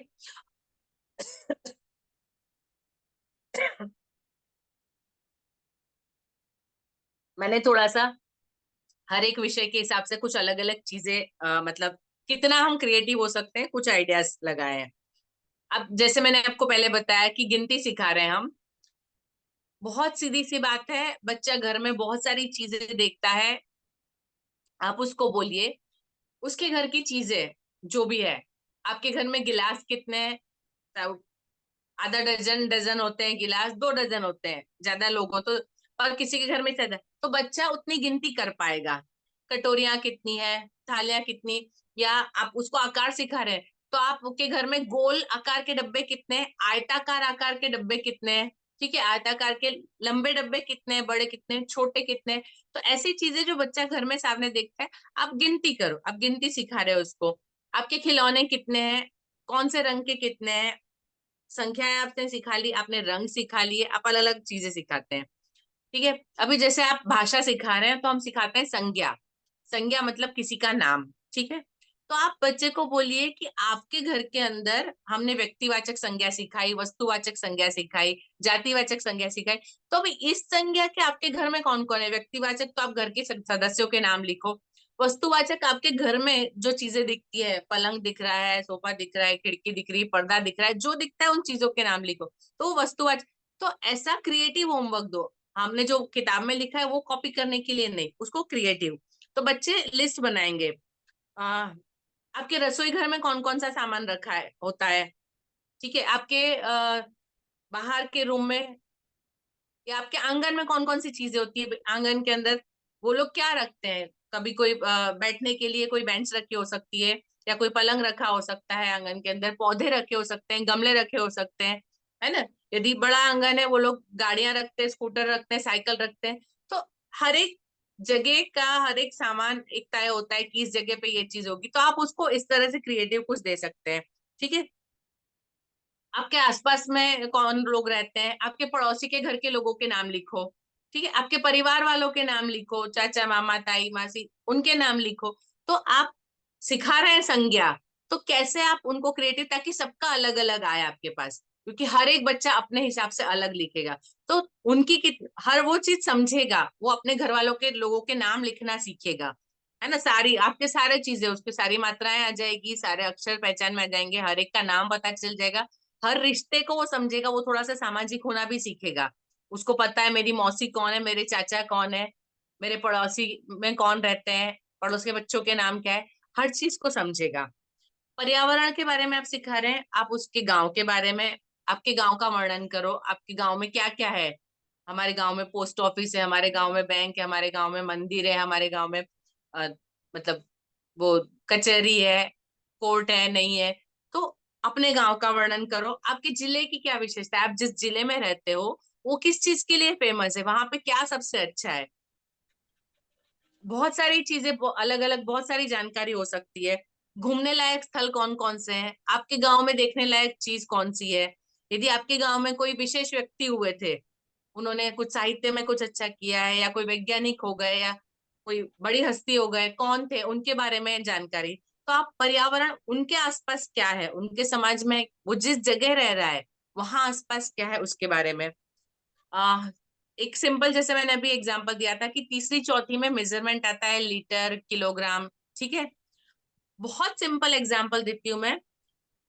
अब बच्चे को बोलिए आपके घर में जब खाना बनता है ना, तो आपके घर में मम्मी राशन यदि हफ्ते में लाती है या महीने में लाती है, तो चावल कितने किलो लगता है, दाल के लिए कितने किलो यूज होती है, आपके घर में गेहूं या बाजरी या ज्वार जिसकी भी रोटी खाते हैं तो आटा कितना लगता है, मम्मी कितने दिनों में आटा पिसवाती है, आप घर में पीसते हो या बाहर पिसवाते हो। तो बच्चे को प्रैक्टिकली समझ में आएगा कि मैं ये चीज किलो में आती है, ये चीज ग्राम में आती है। चाय बनाना है तो चाय बनाना है, यदि आपको 2 कप चाय बनाना है तो आप मम्मी से पूछ के आना कि पानी कितना लगेगा, चीनी कितनी लगेगी, चाय पत्ती कितनी लगेगी और दूध कितना लगेगा। बच्चा प्रैक्टिकली समझता है और सीखता है। नहीं तो ये होता है कि बच्चे 10वीं में उनको पता नहीं कि चाय कैसे बनती है, जबकि आज की तारीख में हर एक को पता होना चाहिए, ताकि बच्चा खुद का अपना खाना, मतलब सेल्फ डिपेंडेंट आदमी इतना होना चाहिए कि उसको दूसरों की वजह से भूखा ना रहना पड़े, कि आज मम्मी नहीं है या घर में कोई नहीं है तो मैं भूखा रहूंगा, नहीं, उसको हमको इतना स्वावलंबी बनाना है कि वो अपना काम निकाल ले, उसको कोई पाक विशेषज्ञ नहीं बनना है, उसको दूसरों को बनाए, लेकिन खुद भूखा ना रह जाए, एटलीस्ट अपने हाथ से अपना काम कर सके। तो वो चीजें सिखाने की शुरुआत हम यहीं से बचपन से कर सकते हैं। ठीक है, तो चाय यदि बनाना आपने उसको बोला कि सीख के आना, तो मापना सीख जाएगा। चम्मच में मतलब वो सॉलिड चीज है, शक्कर और चाय पत्ती पदार्थ घन पदार्थ है, तो वो चम्मच से मापेगा। और दूध और पानी है वो कप से मापेगा। तो उसको पता है मुझे कौन सा मिलीलीटर लीटर, कौन सा किलोग्राम ग्राम। और पूछो कि मम्मी से पूछ के आना कि महीने भर में चाय पत्ती कितनी लगती है और शक्कर कितनी लगती है। ठीक है, शक्कर किलोग्राम में लगेगी, चाय पत्ती ग्राम में लगेगी, है ना। 250 ग्राम होगी तो बहुत हो जाएगी, लेकिन शक्कर 2 किलो चाहिएगी, तो वो बच्चे को डिफरेंस पता होना चाहिए। ठीक है, विज्ञान आप पढ़ा रहे हैं, तो आपकी रसोई में कितने प्रकार के बर्तन हैं। ठीक है, जैसे पहले मैंने आपको बताया गोल कितने हैं, आयताकार कितने हैं, बेलनाकार कितने हैं। उनको आकार वो लोग सोच पाएंगे कि कौन सी चीज कैसे आकार की होती है। कौन सी धातु के बर्तन बने हैं, तो आपके घर में कितनी तरह की धातु के बर्तन है, स्टील के हैं, तांबे के हैं, पीतल के हैं, एल्यूमिनियम के हैं, या नए हैं मेलेमाइन के हैं, कांच के हैं। तो अलग अलग धातु है, किस तरह से। और पूछिए आप उनको, मतलब कि कौन सी चीज में, मतलब कौन से बर्तन में मम्मी क्या काम करती है ना। मम्मी कभी भी वो नींबू वाली खटाई वाली सब्जी जो है वो लोहे की कढ़ाई में नहीं बनाएगी, क्योंकि इतना साइंस मम्मी को पता है कि लोहे की कढ़ाई में नींबू डालेगी तो वो क्रिया करेगा, वो चीज खराब होगी। तो वो बच्चे को समझ में आना चाहिए, मतलब उसको पता होना चाहिए कौन सी चीज कब कहाँ कैसे यूज होती है, किस धातु का। अभी यहाँ पे वो रसायन भी है, किचन के अंदर पूरा साइंस आप बच्चों को सिखा सकते हो। भौतिक विज्ञान भी आ गया, सारे आकार भी आ गए, रसायन शास्त्र भी आ गया कि आप नमक जैसे वो पीतल के बर्तन होते हैं, तांबे के बर्तन साफ करना है तो नमक और नींबू डाल के साफ करो तो उसकी पूरे चमकने लगते हैं। क्यों? क्योंकि वो एसिडिक है, और उसके ऊपर जो परत लगती है धातु के ऊपर वो क्षारीय होती है, तो वो क्षार और अम्ल जो है आपस में क्रिया करके इसलिए वो साफ होते हैं। तो वहां पे आप उनको केमिस्ट्री सिखा सकते हो। ठीक है, हम लिटमस पेपर का यदि 8 9 में जैसे साइंस में जो पढ़ाते होंगे पता होगा, लिटमस पेपर पे तो हम हल्दी लगा के बच्चों को सिखाते हैं। हल्दी वाले हाथ को यदि साबुन से धोते तो हाथ पीले जो हल्दी होती है, लेकिन साबुन डालने के बाद हाथ लाल होते हैं। क्यों? क्योंकि वो क्षार, साबुन के अंदर क्षार होता है, वो क्षार उसके साथ क्रिया करता है हल्दी के साथ। तो ये चीजें साइंस है सारा। तो ये चीज बच्चों को बताइए कि आप प्रैक्टिकली घर में ये सारी चीजें देख सकते हैं। जल चक्र है, जल चक्र बच्चा घर के अंदर सीखेगा कि सब्जी मम्मी बनाती है, उसके ऊपर थाली रखती है तो थाली पे पानी की बूंदे आती है। ठीक है, तो वो जल चक्र है, जो पानी भाप बन के ऊपर उड़ा वो थाली पे जाके वो बादल, थाली जो है वो बादल है वो उस पे चिपक गया और फिर बूंदे बन गई और नीचे गिरा। तो ये वहीं पे उसका अपना जल चक्र खत्म हो गया, वो पूरा जल चक्र वहीं पे कढ़ाई की थाली के ऊपर सारा खत्म हो जाए। तो वो उसको समझ में आना चाहिए। आप सारा साइंस उनको किचन में सिखा सकते हैं। अनाज है आपके घर में, सब्जियां हैं, तो सब्जियों से क्या मिलता है? विटामिन्स मिलते हैं, मिनरल्स मिलते हैं। अनाज से क्या मिलता है? कार्बोहाइड्रेट मिलता है, प्रोटीन मिलता है। तो कौन से बच्चे को किस टाइम पे कौन सी चीज खाना चाहिए, उनको कार्बोहाइड्रेट्स की जरूरत है तो वो क्या खाएंगे, उनको प्रोटीन की जरूरत है तो वो क्या खाएंगे, उनको विटामिन चाहिए, बीमार होते हैं तो डॉक्टर बोलते हैं सूप पी लो, सब्जी खा लो। क्यों? क्योंकि उसमें विटामिन होते हैं, शरीर से बीमारी से लड़ने की ताकत देते हैं। उनको ये चीज पता होनी चाहिए। आप सारा साइंस किचन में समझा सकते हैं उनको। तो आप उनको घर में, आपके घर में कितने अनाज आते हैं, कितने तरह के अनाज आते हैं, वो मतलब दलहन में है या साबुत अनाज में, मतलब उसका फर्क वहीं से। हर चीज आपका जितने सिलेबस में है आपका, वो हर चीज उनके घर के अंदर है। तो आप उनको ऐसे, कौन सी चीज कहाँ उगती है, कौन से सीजन में उगती है, हम गेहूं कब भरते हैं, मम्मी गेहूं कब भरती है और मम्मी चावल कब भरती है, कौन सी सीजन में मिलता है बाजार में, हम तिल ठंड में क्यों खाते हैं, हम गर्मियों में तिल क्यों नहीं खाते हैं। ठीक है, बहुत सारे रीजन थे। जितना आप मतलब साइंस है पूरा उनको बच्चों को अपने घर से सिखा सकते हैं, समझा सकते हैं। इसके अलावा ये हो सकता है जैसे आप यदि भाषा पढ़ा रहे हैं, तो आपको ये चाहिए कि बच्चा अपने शब्दों में पढ़ना बोलना लिखना सीखे। कहानियां बच्चे दूसरे पढ़ते हैं, लेकिन कब बच्चों की अपनी सोच भी बहुत लंबी होती है। आप उनको एक काम करिए, एक बहुत सही एग्जांपल देती हूँ, करके देखना, प्रैक्टिकली मजा आएगा। 2 3 अलग अलग बॉक्स लेना, उसके अंदर जैसे एक बॉक्स के अंदर बहुत सारे नाम डालना, है ना। तो जैसे डॉक्टर है, लड़का है, कोई भी जो कहानी का पात्र हीरो हो सकता है, पात्र जिसके बारे में, कोई लड़की है, कोई मछुआरा है, मतलब कोई भी ऐसे अलग पात्र जो हीरो बन सकता है, जिसके ऊपर कहानी लिखी जा सके, वो एक डब्बे में। ठीक है। दूसरे डब्बे के अंदर की परिस्थितियां, क्या परिस्थितियां हो सकती है? तूफान में फंस गए, समुन्द्र में जाना पड़ा, अकेले हैं, किसी बड़ी यात्रा का पे निकले, एक्सीडेंट हो गया, ऐसी बहुत सारी अलग अलग कंडीशंस, परिस्थितियां, उसको लिख के दूसरे डब्बे में डालिए, सारी इकट्ठी करिए। बच्चे को बोलिए, जितने बच्चे हैं उतना अलग अलग इकट्ठा करिए। बच्चे को बोलिए कि दोनों में से एक एक पर्ची उठाए। अभी बच्चे ने एक पर्ची उठाई, इसमें से निकला एक बूढ़ा। दूसरी पर्ची उठाई जिसमें परिस्थितियां लिखी है, उसमें परिस्थिति में से निकला कि एक्सीडेंट हुआ। तो अभी आपको ये ये व्यक्ति, आपका ये हीरो है बूढ़ा, और परिस्थिति है एक्सीडेंट, इसको लेके आपको एक पूरी कहानी बनानी है।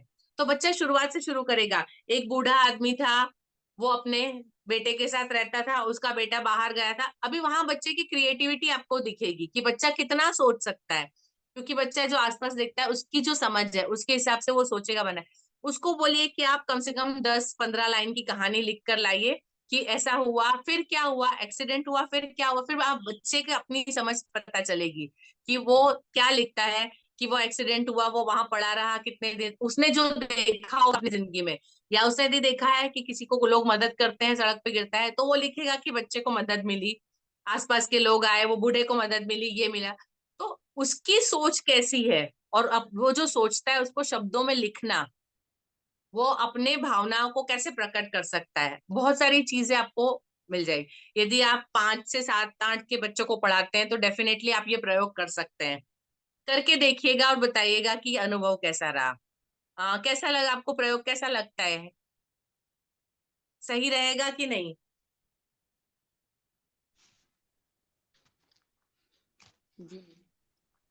सही रहेगा मैम। सही रहेगा। जी, आप लोग कोशिश करना, ठीक यस है, मैम। ऐसा कुछ देने की। अभी जो बच्चे बड़े हैं उनके लिए थोड़े से और क्रिएटिव होमवर्क हो सकते हैं। जैसे मैंने कहानी लिखने को बोला, कई बार ऐसा होता है कि हम लोगों की बहुत सारी प्रतियोगिताएं चलती है ना। हम अलग अलग लेवल पे बच्चों को वाद विवाद प्रतियोगिता है, कहानी सुनाना, गाना पठन करना, वाद विवाद प्रतियोगिता। वहां प्रॉब्लम ये होती है कि बच्चे ठीक से परफॉर्म नहीं कर पाते हैं। जब आखिरी में प्रतियोगिता है उस वक्त हम सिखाने जाएंगे तो बच्चा शायद वो चीज नहीं सीख पाएगा। तो हम ये कर सकते हैं उसकी प्रैक्टिस पहले से, कि बच्चा खुद उसको बोल के, तो हम बच्चे को घर से होमवर्क दें कि आप ये चीज तैयार करके आओ, कोई एक विषय दे दो, और उसके बारे में, यदि बच्चे ज्यादा हैं, ये पॉसिबल है कि वो रिकॉर्ड करके भेज सके। यदि मोबाइल के ऊपर भेज सकते हैं, आपके मोबाइल पे यदि उसने घर पे अपने पापा के या मम्मी के मोबाइल से रिकॉर्ड करके आपको भेज दिया, तो आप वो क्लास में सबको सुना सकते हैं, या बच्चा खुद आके क्लास में बोल के सुनाए। या जब आपकी सभा होती है तब बच्चा सबके सामने, सिर्फ अपनी क्लास नहीं, सारी 2-4-5 क्लासें हैं, सारी इकट्ठी हो गई, सबके सामने वो अपने विचार रखे, किसी बात पे बोले। तो क्या होता है, हम भविष्य के वक्ताओं को तैयार कर सकते हैं। बहुत सारी ऐसी, मतलब बच्चा हो सकता है पढ़ने में इतना, गणित में इतना अच्छा नहीं है, लेकिन हो सकता है वो बाहर बोलने में, पब्लिक स्पीकिंग में बहुत अच्छा है। तो वहां पे ये सारी प्रतिभाएं उभर के आती है। तो हम उन बड़े बच्चों को इस तरह से काम दे सकते हैं। ठीक है। आ, उसके अलावा उनके भाषा के विकास के लिए उनको न्यूज़पेपर पढ़ना, न्यूज़पेपर से न्यूज लेकर आना, उसको लिखना, या कोई कविताएं वगैरह उसको कंठस्थ करके, श्लोक हो गए, संस्कृत के श्लोक, उसको मुंह करके और फिर आके बोलना स्कूल में।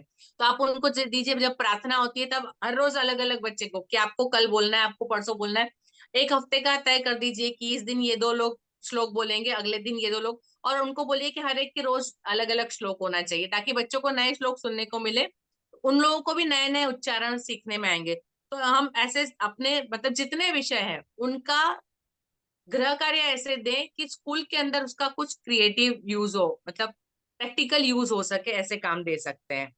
ठीक है। आ, कुछ बच्चों को हम तो एक ये कंसेप्ट होता है कि पैसे वगैरह के बारे में जनरली घर में कभी भी बच्चों को किसी भी बात में इंक्लूड नहीं करते, उनको बोलते हैं आपको इससे कोई लेना देना नहीं है। लेकिन पैसा कहाँ से आता है, कैसे आता है, उसको कैसे खर्च करना, कैसे उसको मतलब प्रबंध करना, वो बच्चों को सिखाना बहुत जरूरी है। यदि आपको पता हो तो थोड़े टाइम पहले गवर्नमेंट ने, इंडियन गवर्नमेंट ने, हमारे मोदी जी ने एक ये चलाया था मोबाइल के ऊपर, फाइनेंशियल लिटरेसी करके एक कोर्स चलाया था। उसके अंदर ये आता था कि 8वीं 9वीं की एक लड़की थी, मतलब ऐसा पूरी एक कहानी की थी। वो अपने घर के अंदर देखती है कि कैसे फाइनेंशियल प्रॉब्लम चलते हैं। अभी उसके मतलब मध्यम मतलब मध्यम लोग हैं, ना बहुत अमीर है ना बहुत गरीब है, बट अच्छे से चलता है। बट ऐसे में एक एक्सीडेंट होता है, कुछ होता है, घर में खर्चा आ जाता है। तो जो फाइनेंशियल प्रॉब्लम चलते हैं, आगे मुश्किलें आती है, तो उससे क्या क्या असर पड़ते हैं। और क्योंकि वो बच्ची स्कूल में फाइनेंशियल लिटरेसी सीखी थी कि यदि हमारा बैंक अकाउंट है तो हमको क्या फायदा होता है, हम कहाँ कहाँ से लाभ ले सकते हैं, कैसे ले सकते हैं, तो वो सीखा था, तो वो अपने घर वालों को बताती है और वो उससे कैसे बचती है। तो ये पूरी स्टोरी चलती है। उसके बाद उस पे एक लिंक खुलता था क्वेश्चन आंसर का, तो हमको क्वेश्चन के आंसर देने थे, और ये स्पेशली बच्चों के लिए था। तो इस तरह के फाइनेंशियल लिटरेसी, सरकार भी ये सोचती है कि 8वीं से 12वीं के जो बच्चे हैं उनको पता होना चाहिए कि पैसा कहाँ से आता है, कैसे खर्च होता है, बचत क्या होती है, कैसे बचाना पैसे को। तो जब आप होमवर्क देते हैं तो इस तरह के होमवर्क दीजिए कि आपके घर के अंदर महीने का खर्चा कितना है, टोटल इनकम कितनी है, तो आपके घर में बचत कितनी है, कैसे चलता है। कई बार ऐसा होता है कि जैसे कुछ खर्चे होते हैं जो साल में एक बार आते हैं, ठीक है, या 2 बार आते हैं। स्कूल की फीस कभी कभी आती है, स्कूल की यूनिफॉर्म साल में एक बार खर्चा होता है। तो जब कोई ऐसा खर्चा जिस महीने आता है तो उस महीने दूसरे खर्चों पे कमी आती है, बाकी खर्चे दूसरे महीने के लिए होते हैं। तो बच्चों को पता होना चाहिए, फाइनेंशियल लिटरेसी होनी चाहिए कि पैसा कैसे खर्च करना है। यदि उसके पास 10 रुपया है तो बच्चा जाके 10 रुपया खर्च कर लिया, नहीं, उसको जरूरत यदि 5 रुपए में काम हो रहा है उसका, तो वो 5 रुपए करके उसको 5 रुपए बचाना है, ये चीज सिखाना। तो ऐसे काम दीजिए, ऐसे टास्क दीजिए, भाई आपके घर में महीने का खर्च कितना है, ये वो बच्चा हिसाब लगाए, ताकि उसको पता हो कि पैसे की क्या कीमत है और उसको कैसे वापरना है। जब आपको सिर्फ उसको जोड़ घटाना गुणा करना नहीं सिखाना है, उसको ये चीज भी, आपके घर में बिल आता है उसको बोलिए आप पढ़ लिख रहे हो, आप 7वीं 8वीं के हो, शायद आपके माता पिता ना भी पढ़े लिखे हो, तो कोई बिल आता है तो आप उसको पढ़ो, बिल को जोड़ लगाओ, उसने सही लगाया कि नहीं, उसमें उसने टैक्स कितना लगाया वो सही है या नहीं है। लिख के कोई भी कुछ भी दे देगा, हर चीज को आंखें मीच के मानना नहीं है। तो उसको हर चीज, हर एक पहलू को सिखाना है उसको, हमको बच्चों को किताब से थोड़ा सा बाहर जाकर उनको होमवर्क दीजिए और सिखाइए। बच्चों को बोलिए सब्जी खरीदने आप जाओ, ताकि आपको पता चले अभी प्याज महंगा हो रहा है, तो क्यों महंगा हो रहा है, कैसे महंगा हो रहा है, कैसे असर होता है, किन चीजों का असर होता है। तो वो चीजें बच्चों को पता होना चाहिए। वो जब घर में रहते हैं तो घर कैसे चलता है ये जानकारी उनको हो। एक इसे अलग हटके, हम परिवार के साथ जब रहता है बच्चा, हम लोग इसमें सामाजिक अध्ययन में एक टाइमलाइन सिखाते हैं। टाइमलाइन क्या होती है कि साल लिखे जाते हैं, और कौन से साल में कौन सा मतलब कौन सी घटना हुई थी, उसको एरो करके निकाल के लिखा जाता है, उसको टाइमलाइन कहा जाता है। तो हम ये बच्चों को होमवर्क देख सकते हैं, आप अपने घर की टाइमलाइन बनाओ कि आपके पिताजी का जन्म कौन से साल में हुआ था, मम्मी का जन्म कौन से साल में हुआ था, आपका, आपके भाई बहन का। तो वो एक टाइमलाइन, फैमिली की टाइमलाइन बनती है। फैमिली ट्री बनता है, एक झाड़ बनाओ, नीचे आपके दादाजी का फोटो, वो क्योंकि मूल है, मतलब आधार है घर का। उसके बाद जो डाले हैं तो घर के अलग अलग व्यक्ति, उनके बच्चे हैं वो उसकी और आगे से निकलने वाली डालियां। तो ऐसी क्रिएटिव चीजें, ऐसी चीजें जो बच्चे अपने बारे में, आसपास के बारे में सीख सकें, ऐसी चीजें, ठीक है। बहुत सारे ऐसे तरीके हो सकते हैं, आप अपने विषय में जितना ज्यादा क्रिएटिव हो सके। अभी जब मैं इतनी सारी चीजें बोल रही हूँ, आप लोगों के दिमाग में भी, आप जो पढ़ाते हैं उससे कुछ क्रिएटिव चीजें आपके दिमाग में भी आई होगी, है ना। आप अपने विषय में क्या क्या कर सकते हैं आपने भी सोचा होगा कि मैं ये पढ़ाते हैं, मैं ये। तो अभी मेरे आपसे जो क्वेश्चन है वो यही है कि आप कौन सा क्रिएटिव होमवर्क देंगे अपने विषय में। आपसे यही मुझे पूछना है। आज के पूरे वेबिनार के अंदर आपने सीखा होमवर्क कैसे देना है, क्या देना है, और क्रिएटिव कैसे हो सकते हैं। हमने ये चीजें सीखी, ठीक है। तो अभी आप क्रिएटिव होमवर्क में आप क्या क्या देंगे अपने विषय में, मुझे आप सबसे यही सुनना है, मैम ठीक है। सबसे पहले कि अब बच्चों का अभिरुचि के अनुसार ही उनको कार्य करना देना चाहिए। जी और जो जो बच्चों को ज्यादा मतलब उसमें रुचि रहे वही हम होमवर्क देना चाहिए। और जी क्रिएटिव में के मैम यही क्या, बच्चों को तो जो समझ में आता है तो उस बच्चों ज्यादा ही जल्दी सीखता भी है। हमको ऐसा ही कार्य कर देना चाहिए गृह कार्य। जी राजकुमार जी, आप कोई अपना को विषय के हिसाब से कोई एक होमवर्क बताइए कि आप ऐसा होमवर्क देंगे, क्रिएटिव होमवर्क। मुझे सबसे एक एक क्रिएटिव होमवर्क सुनना है। मान लिया मैम जो मेरे मान लिया हम पढ़ाते हैं जो भी सब्जेक्ट मैंने मान लिया पढ़ाते हैं, ज्योग्राफी पढ़ाते हैं, मेरा काम है जी कृषि का, तो हम क्रिएटिव कार्य में बच्चों को कृषि के बारे में जब हम वहाँ बताएंगे तो उसका जी अगर आसपास का जो लगा हुआ चीज है उसके बारे में हम उसको ज्यादा उसको बताने की कोशिश करेंगे। आपके अगल बगल जो फसल लगता है उसके बारे में हम ज्यादा बताएंगे बच्चों को, ताकि वो जी बच्चों को समझ में भी जल्दी आएगा। जी मान लो उसका बगल में, उसका घर के बगल में उसका घर मक्का लगा हुआ है, मान लो अभी धान का खेती हम लोग साइड में ज्यादा होता है, तो उसके हाँ बारे में हम बच्चों को बताना ज्यादा कोशिश करेंगे। भाई ये हमारा धान है, इसके कैसे उत्पादन होता है इसके बारे में बताएंगे। पहले इसके बीज को हम पहले लगवाते हैं, पहले खेत को जुताई करते हैं, इसके बारे में पूरा करके बताएंगे। जी राजकुमार जी, आपको उनको होमवर्क देना है, तो आप क्या देंगे उनको? होमवर्क मैम उसमें जो उसका रुचि के अनुसार ही उसका होमवर्क देंगे, जिसमें ज्यादा समझे से मान लो बगल में जो होता है उसके मतलब मान लो खेत में जो धान का फसल लगा उसी के बारे में उनको क्वेश्चन नहीं देंगे ना। जी जी जी, बस मैं यही पूछना चाहती थी आपसे। जी बिल्कुल। उसके आसपास जो खेत है, उस हाँ। खेत के उस खेत के मालिक के पास जाए, उस किसान के पास जाए और उसकी जानकारी इकट्ठा करे। उसने कौन से महीने में बीज बोया था, उसने उसमें सिंचाई कब कब की, सिंचाई किस हाँ। तरीके से की, फसल कब कटेगी, फसल कटेगी तो वो किस तरह से काटेंगे, और उसमें से यदि अनाज अलग करना है तो वो कौन कौन से साधनों का उपयोग करेंगे, वो थ्रेशर करेंगे, वो ट्रैक्टर से निकालेंगे, वो कौन सी मशीनें उपयोग करेंगे। ठीक है, आप वो सारी जानकारी इकट्ठा करने के लिए उनको दे सकते हैं होमवर्क। Yes ma'am. तो ये क्रिएटिव होमवर्क होगा। Yes ma'am. जी जी राजकुमार जी, बहुत बहुत धन्यवाद। Thank you ma'am. जी आ, अभी कौन बताएगा?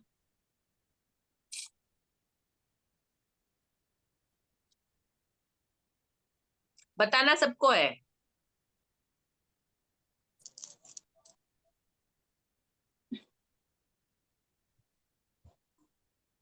जी कौन बताएगा अभी? जी हम बताएंगे मैम मैम।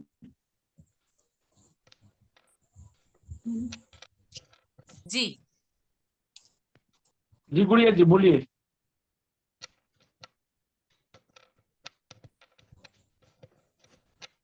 हमको बोलने दीजिए ना। जी सुनीता बोलिए गुड़िया। सुनीता जी, बोलिए सुनीता गुड़िया जी। जी बच्चों को बोलेंगे मेरे यहाँ बृहस्पतिवार को बाजार लगता है। बच्चों को बोलेंगे कि बाजार से अपने गार्जियन को बोलिए कि अंडा खरीद के लाने के लिए, और अंडा खा के बोलेंगे उसको, बोले कि बॉईल करके खाइए। फिर उसको उसका जब खा के आएंगे बच्चे तो उसको बोले कि अंडा से क्या मिलता है, प्रोटीन मिलता है, वसा मिलता है, इसके बारे में जी बताएंगे। जी ठीक है। बस। जी ठीक है, बढ़िया।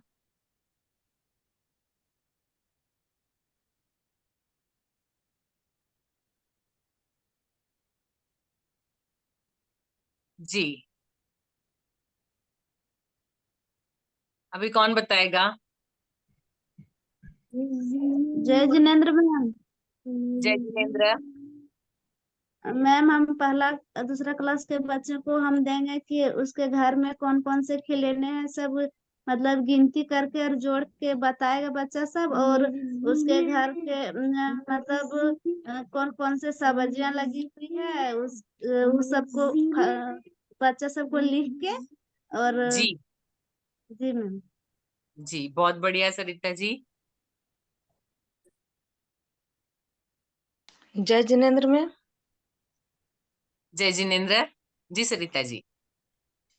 जी मैम, जैसे छोटा छोटा बच्चा है केजी का 1 का, तो उस बच्चा को जैसे घर में आपने भी बताया कि घर का दरवाजा या खिड़की या कुछ भी किचन का कोई भी डिब्बे रखा रहता है सामान वाले, तो वो सब हम बोलेंगे कि कितना खिड़की है, कितना जैसे दरवाजे हैं, तो बोलेगा कि खिड़की 5 है या दरवाजा 4 है, तो उसको बोलेंगे स्कूल में कि गिन के आना 4 और 5 कितना हुआ, वो सब पूछ सकते हैं।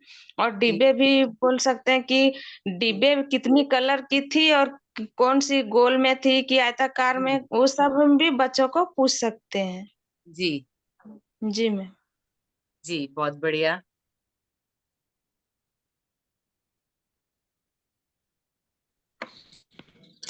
जय जिनेन्द्र मैम। जय जितेंद्र। जी मंजू जी। सर हम संज्ञा के बारे में बताएंगे उनको। कल आपके घर में कितना सदस्य है, तो आप मतलब नाम लिख के लाइए, और वस्तु के बारे में बताएंगे। आपके घर में कितने हैं वह बर्तन या मेज टेबल वगैरह, वो सब लिख के लाइए। वस्तु है तो स्थान बताएंगे, आप कौन गांव में रहते हैं, और गांव के अगल बगल कौन गांव है, उसको जी आप लिख के लाए तो हम उनको अच्छा तरह से संज्ञा के बारे में बता सकते हैं। बहुत बढ़िया मंजू जी। जी मैम। जी बहुत बढ़िया। Thank you. जी हेलो मैम। जय जिनेन्द्र मैम। जय जिनेन्द्र। मैम हम बच्चों को बताएंगे माप या वजन के बारे में, जैसे कि बच्चा को बाजार से कि कैसे आलू वजन से मिलता है केला कैसे मिलता है दर्जन में, कि वजन से बच्चों को अगर बोल के आए कि हम लोग कहीं हम मधुबन में लगता है शुक्रवार का दिन में, तो उसी तरह बच्चा का अगर बताएंगे कि जाके देखिए कि जी कैसे बाजार में सामान बिकता है, उसको जी अनुभव उसी आधार पर हम बच्चों को होमवर्क देंगे मैम। बढ़िया मीना जी, बहुत बढ़िया। हेलो नमस्ते मैम। मैम। जी नमस्ते।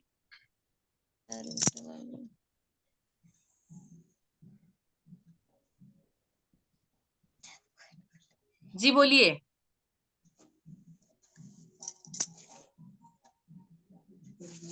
जी निशा कुमारी। नमस्ते मैम। नमस्ते। कि हम होमवर्क देंगे बच्चों की, जैसे कि जिस प्रकार का उम्र है, जैसे कोई 6 साल का है, 7 साल का है, जैसे कोई बच्चा पहली बार गया है जैसे कि 6 साल का, जो कि का खा नहीं जानता है, उसको पहले का खा से शुरू करेंगे। बढ़िया। और जैसा 3, 4, 5 का बच्चा, उन लोग को जैसे किसी के बारे में निबंध लिखने बोले, जैसे कि स्कूल के बारे में, स्कूल के में क्या क्या है वो सब के बारे में बताएंगे। स्कूल में कितना टीचर है, कितना कमरे जी हैं, क्या है, पंखे हैं कि नहीं है, हाँ जी सबके बारे में बढ़िया। बताएं। बच्चा अपने देख आसपास के देख कर भी लिख सकता है। और जैसे कि घर में भी जैसे कि गाय, तो ये सब सबके घर में रहता है, कौन कैसा पालतू जानवर है, जंगली हाँ जानवर है, कौन कौन जानवर को घर में पाला जाता है, ये तो सब बच्चा अपने घर से सीख सकता है कि क्या बिल्कुल। क्या में है और फिर क्या नहीं है, जो कि जंगल में पाया जाता है। जी जी मैम। जी बहुत बढ़िया निशा जी, वेरी गुड। Hello ma'am. हाँ जी। हेलो जी जी जी मीना इमरम जी। जी मैम, जैसे हम बच्चों को बोलेंगे कि हम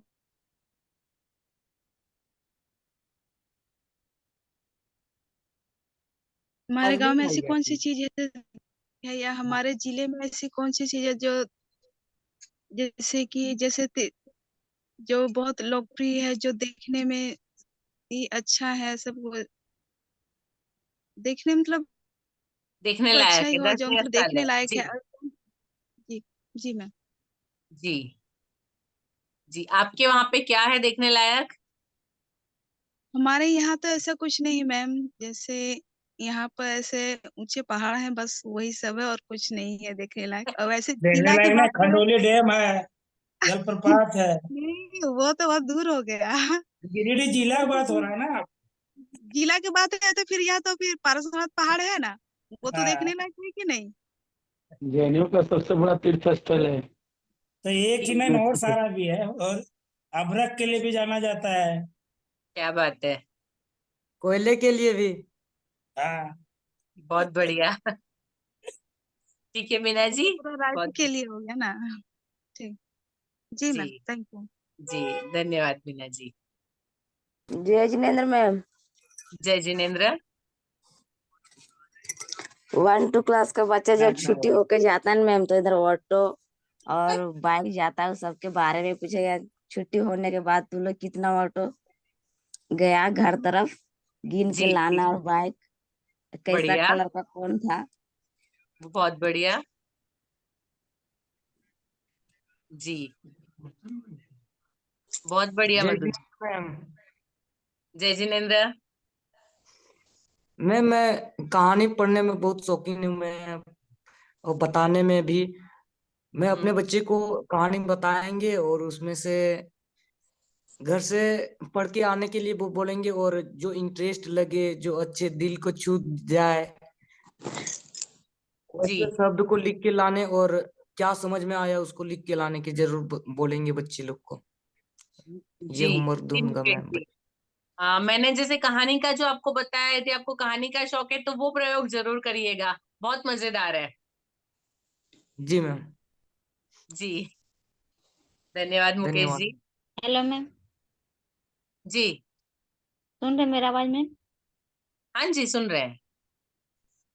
जैसे मैम हम लोग बच्चों को पढ़ाते हैं ना मैम, जैसे पूछेंगे घर में बर्तन कितना है, गिलास कितना है, कप कितना है, गिन के लाना है। हम्म। मम्मी खाना कैसे बनाती, थोड़ा उसमें भी ध्यान देना है कि नमक कितना डालना है, जी पानी कितना डालना है, मसाला कितना डालना है, वो भी बताएंगे मैम। जी। और माँ हाँ के चूड़ियां मैं- किस तरह पहनती है, क्या क्या माँ लगाती हो, लिख के आना है। जैसे माँ सिंदूर लगाती है, चूड़ी पहनती है, पायल, उसका नाम भी लिख के आना है। हाँ जी, बहुत बढ़िया। यही सब बताएंगे और लिखाएंगे। 2 शब्दों वाला जैसे 2 शब्द का होता है। हाँ जी। ठीक है मैम, आ, ज्यादा मैं टाइम नहीं लेना चाहते, नहीं दूसरा का नहीं, भी कोई मौका बात नहीं देना बबीता चाहते। जी। और चीज हो सकती है, जैसे आपने बताया कि किचन में जो मसाले होते हैं, बहुत सारे मसाले हम दवाई की तरह जैसे उपयोग में लेते हैं। जैसे गला खराब हो गया तो मम्मी हल्दी दूध देती है, जी मैम, अदरक वाली चाय अदरक पिलाती वाला है। भी चाय पिलाती हाँ है। जी। और जी गोलकी वो भी डाल के देते हैं, तुलसी पत्ता भी डाल के देते हैं। हाँ जी। तो घर जैसे के अंदर कौन कौन सी दवाइयां हैं जी? बच्चा का तबीयत खराब होता है, हम लोग तुलसी पत्ता देते हैं, थोड़ा गर्म करके दे देते हैं, थोड़ा जरूर हल्का मिलता है। जी बुखार में भी कम होता है। जी ये जी। सब बताएंगे मैम। हाँ जी, तो ये आप दे सकते हैं बच्चों को होमवर्क की, घर की कौन सी दवाइयां हैं जो छोटी छोटी बीमारियों में काम आती है, उसकी लिस्ट जी बनाकर मैम, लेकर आए। जी जी मैम, बहुत जरूर बढ़िया। देंगे मैम। जी धन्यवाद। बहुत बढ़िया, धन्यवाद। अब कौन बोलेगा? जय जी जिनेन्द्र। मैम। हम बोल रहे हैं। जी बोलिए। हेलो। हाँ जी। Hello ma'am. जी जी लालमणि जी। जी मैम, आप मेरी बोल आवाज आ रहे थे? रही है? जी मैम, मैं बच्चों को धातु और पीतल के बारे में बताएंगे कि हाँ लोहे जी, की कढ़ाई। मेरी आवाज आ रही है मैम? आ रही है। जी, कि लोहे की कढ़ाई में टमाटर डालने से खराब हो जाती है। लोहे की हाँ कढ़ाई में जी। जो नहीं बनता है वो चीज बच्चों को सिखाएंगे। जी जी मैम, उसके बाद बोलेंगे कि जब हम हल्दी से साबुन को धोते हैं तो हाथ लाल हो जाता है, क्योंकि साबुन में झार होता है। हाँ जी। वो चीज सिखाएंगे। उसके जी बाद बच्चों को जो मैम बताए थे प्रैक्टिकल, जो एगो डब्बा बनाएंगे और उसमें कुछ नाम, दादाजी का नाम डाल देंगे। हाँ जी। और उसमें जी उसी टाइप से उसमें परिस्थितियां लिख देंगे जी कि दादाजी जी उनके बारे में वो लोग समझाएंगे। जी। उनके उसके बाद आपने जो बचत के बारे में बताया था बच्चों को, हाँ जी। बचत को जी, तो वो भी बताएंगे कहाँ फिजूल खर्च नहीं करना चाहिए, जी इसके बारे में बताएंगे। जी। जी मैम। जी धन्यवाद लालमणि जी। जी कोई और साथ में बोल रहा था उस वक्त, कौन था? जी हम मैम। तो हम थे मैम। हाँ जी राबड़ी देवी। बोलिए। जी राबड़ी देवी बोलिए। थे। जी राबड़ी जी बोलिए। जी मैम, हम भी धातु के बारे में बताएंगे बच्चों को कि आपका घर में डेली जो अगर खाना बनता है वो किस धातु का, एल्युमिनियम का है कि स्टील का है कि लोहा का है। उसको अपना मम्मी से पूछने बोलेंगे। और उसका नाम भी लिख कर लाने बोलेंगे। बढ़िया, बहुत बढ़िया राबड़ी जी। जी मैम। जी धन्यवाद। मेरा नेटवर्क कट कट के आ रहा था तो इतना अच्छा से नहीं सुन पाई। कोई बात नहीं, आप उसकी वीडियो देख लीजिएगा। लास्ट में सुने तो याद हो गया। कोई बात जी नहीं, मैम। जब इसकी लिंक आएगी रिकॉर्डिंग की तो आप उसको पूरा फिर से सुनिएगा। बहुत सारे तरीके जी बताएं, काम आएंगे। जी जी, अभी कौन बोलेगा? जो खाना बारे में जय बताया मैम। जी मैम। जी मैं हेलो हाँ जी, अपना नाम बोलिए। मुन्नी बोल रही हूँ। हाँ जी बोलिए। हम बच्चों को होमवर्क में देंगे जैसे कि अपना घर से कौन सा आयत आकार का क्या क्या आयत आकार का है, क्या क्या वर्ग आकार का है, और उसको लिख के लाने के लिए देंगे। जी अपनी माँ का चूड़ी सब किस रंग का है उसको गिन गिन के लाने के लिए देंगे छोटे बच्चों को। ठीक है। जो आप बताइए कि डिब्बा में एक डिब्बा में लिख के दूसरा ही लिख देंगे, और दूसरा डिब्बा में जो उसका कहानी के लिए पात्र और परिस्थितियां। जी मैम। जी जी मुन्नी जी। जी मैम। जी ठीक है, बढ़िया।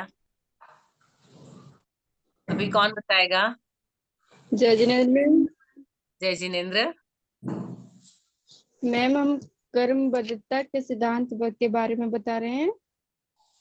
किसी भी चीज को आज करने के लिए हम गाना गा गा करके सिखाएंगे। जैसे हम का बच्चा को पढ़ा रहे हैं तो बच्चा को बताएंगे कि का से कबूतर उड़ता है, इस तरह करके बताएंगे। जी और आसान से कठिन बनाना, का खा पहले बच्चा सबको सिखाएंगे, उसके बाद अक्षर पहचानने बोलेंगे, उसके बाद 2 अक्षर 3 अक्षर लिखने बोलेंगे। जी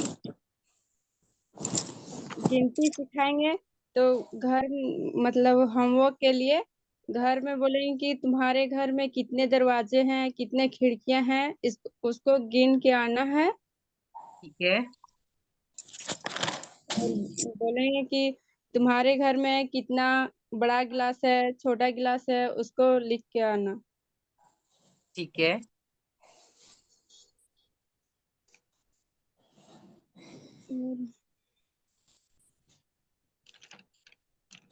जी बहुत बढ़िया सावित्री जी। अभी कौन बताएगा? क्या बोल रहे मैम? हाँ हाँ जी।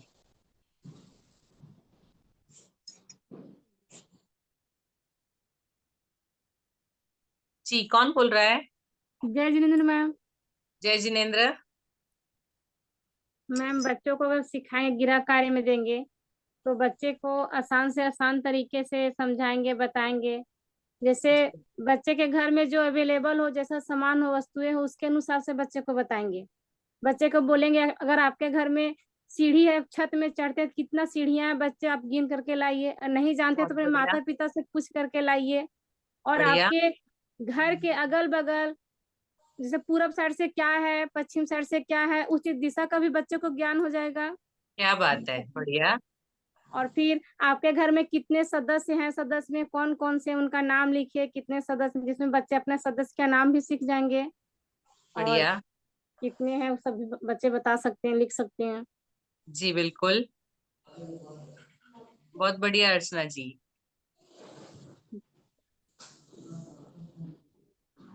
जय जिनेन्द्र मैम। जय जिनेन्द्र जी। उषा जी।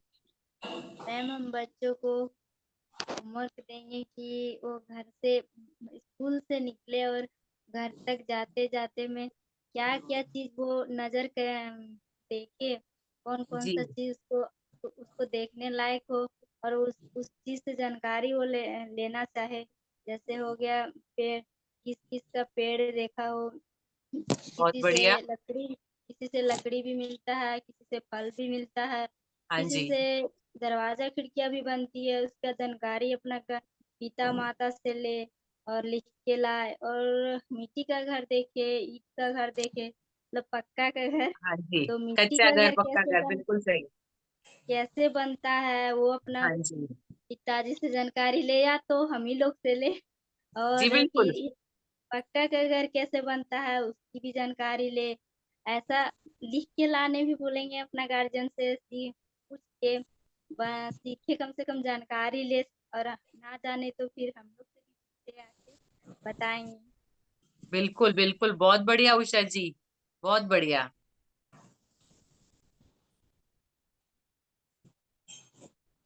जी, अभी कौन बोलेगा? नमस्ते मैम। नमस्ते। Hello ma'am. बच्चों को बोलेंगे कि आप जाइए इस दुकान जाइए, मतलब पैसा देंगे उनको कि आप 50 रुपया लेके जा रहे हैं, उसमें से 5 का बिस्किट लिए और 5 का चीनी ऐसे ही कुछ देंगे। बोलेंगे दोनों को जोड़ करके आपका कितना पैसा हो रहा है, दुकानदार से फिर पैसा वापस कितने लेंगे और हमको फिर बताना कि इतना पैसा वापस हुआ और इतना पैसा हम मतलब जोड़ के इतना दे दिए। फिर घर के बारे में बताएंगे कि आपके घर में क्या क्या चीज सिलेंडर घर का है, क्या क्या चीज वर्गाकार है, क्या आयताकार है और क्या वृत्त आकार का होगा, वो सब लिख करके लाइएगा। आपका घर में मतलब देखने को किस किस चीज तरीके से आपको मिलेंगे। जैसे जी। दरवाजा मतलब आयताकार टाइप का दिखेगा, हाँ जी। और सिलेंडर है, और माँ की हाँ जी। चूड़ी है जो मतलब वृत्त आकार का है, और हाँ जी। वर्क के आकार में फिर चूल्हे भी मिलेंगे। और जी ऐसे ही बहुत कुछ चीज बोलेंगे कि आप लोग इस तरह से घर से देख के आइए और लिख जी के जी, लाने के अनुप्रिया जी, लिए। बहुत बढ़िया।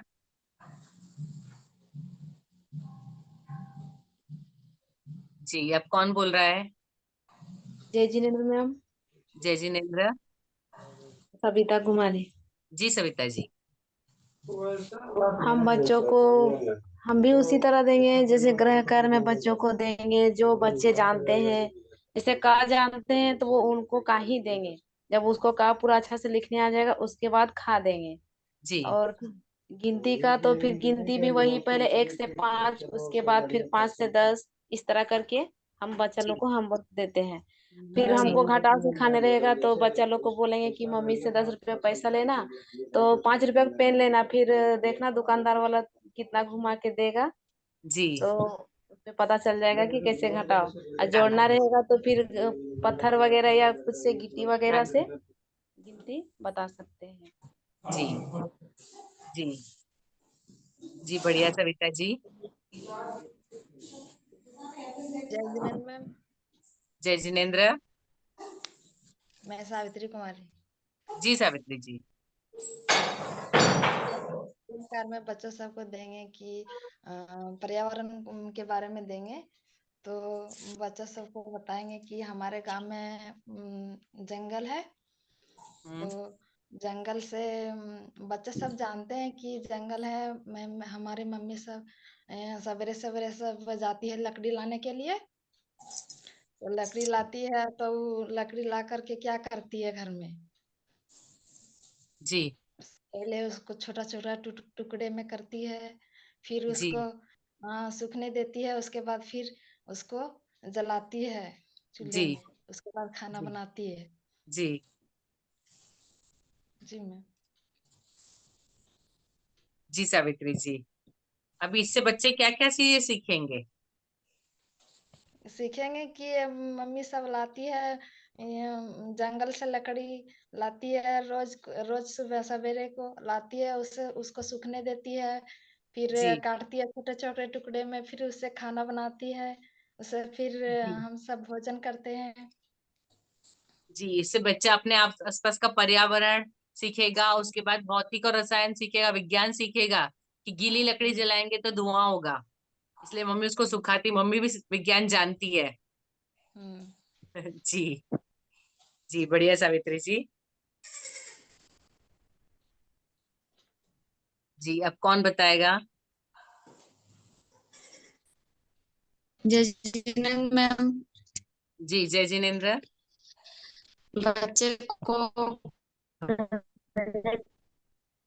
गृह कार्य देंगे, जैसे कि अभी सब्जी का मौसम है, तो सब्जी बाड़ी में सब्जी लगाया है, तो किस किस प्रकार का सब्जी लगाया हुआ है, तो आप देखिएगा कौन सा सब्जी है। आलू है, टमाटर है, बैगन है, मिर्ची है, धनिया पत्ता है, पालक साग है। ये सब देखने के लिए बोलेंगे, और बोलेंगे कि ये सब पूछ के अपना मम्मी नहीं जानते तो अपना मम्मी पापा से पूछ के और लिख कर लाना है। जी जी बढ़िया। फिर उन सब्जियों से क्या क्या हमारे शरीर को मिलता है? वो सब बताएंगे कि हम सब्जी ये सब खाने से क्या हमारे शरीर में पौष्टिक आहार मिलता है।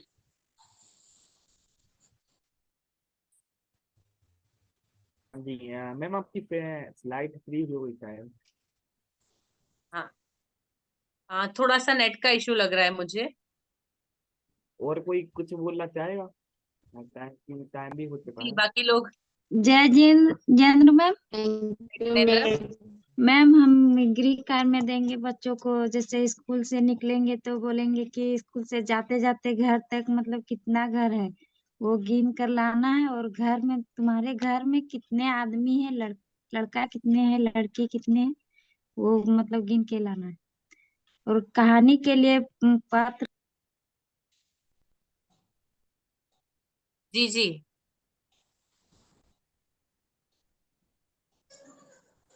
हेलो।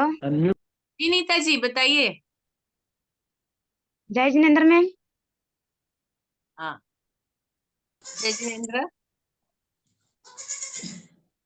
जी मैम, हम छोटा छोटा बच्चा को बताएंगे का, और 1 2 बच्चा को बताएंगे 2 अक्षर वाला शब्द, और गिनती देंगे 1 से 5 तक, 5 से 10 तक, फिर 3 4 का देंगे 1 से 10 तक, 10 से 20 तक।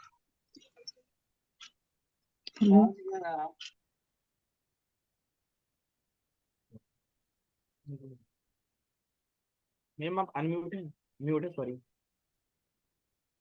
जी जी बोलिए। जी मैम। हाँ जी अनीता हेम्ब्रम जी बोलिए, सुन रहे हैं। हाँ मैम, छोटा छोटा बच्चा को का खा बताएंगे मैम, जी घर से लेकर करके लाएगा। और 1 2 का बताएंगे 2 अक्षर वाला, जी और गिनती 1 से 5 तक, 5 से 10 तक।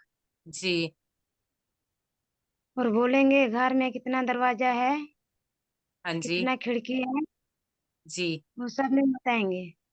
जी जी मैम। जी धन्यवाद अनीता हेम्ब्रम जी। जी मैम। जी नमस्ते मैम। नमस्ते। हम बताएंगे गृह कार्य के लिए, जैसे कि 1 क्लास के बच्चों के ज्यादातर तो नहीं, मतलब गिनती के लिए तो बोलेंगे कि घर से तुम अपना मतलब कितना आप लोग हैं सब मतलब गिन के लाना है। ठीक है। उसके बाद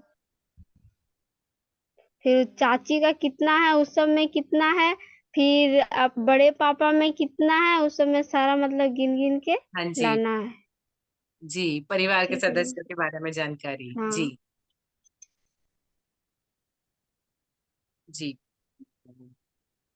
और कोई कुछ बोलना चाहेगा कि फिर मैम जय जिनेंद्र मैम। ले जाते हैं? बबीता जी को हमने नहीं सुना अभी। बबीता जी जय आप जिनेंद्र मैम। अनम्यूट कीजिए। टेकला जी को नहीं सुना है, धनंजय जी को नहीं सुना है। Hello ma'am.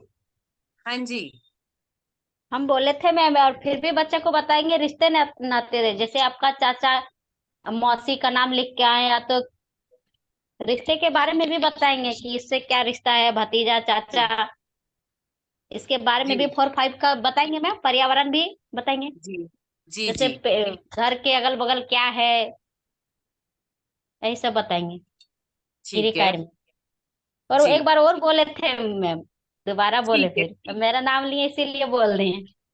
ठीक है बबीता जी, थैंक मुझे यू मैम। लगा नहीं बोले आप।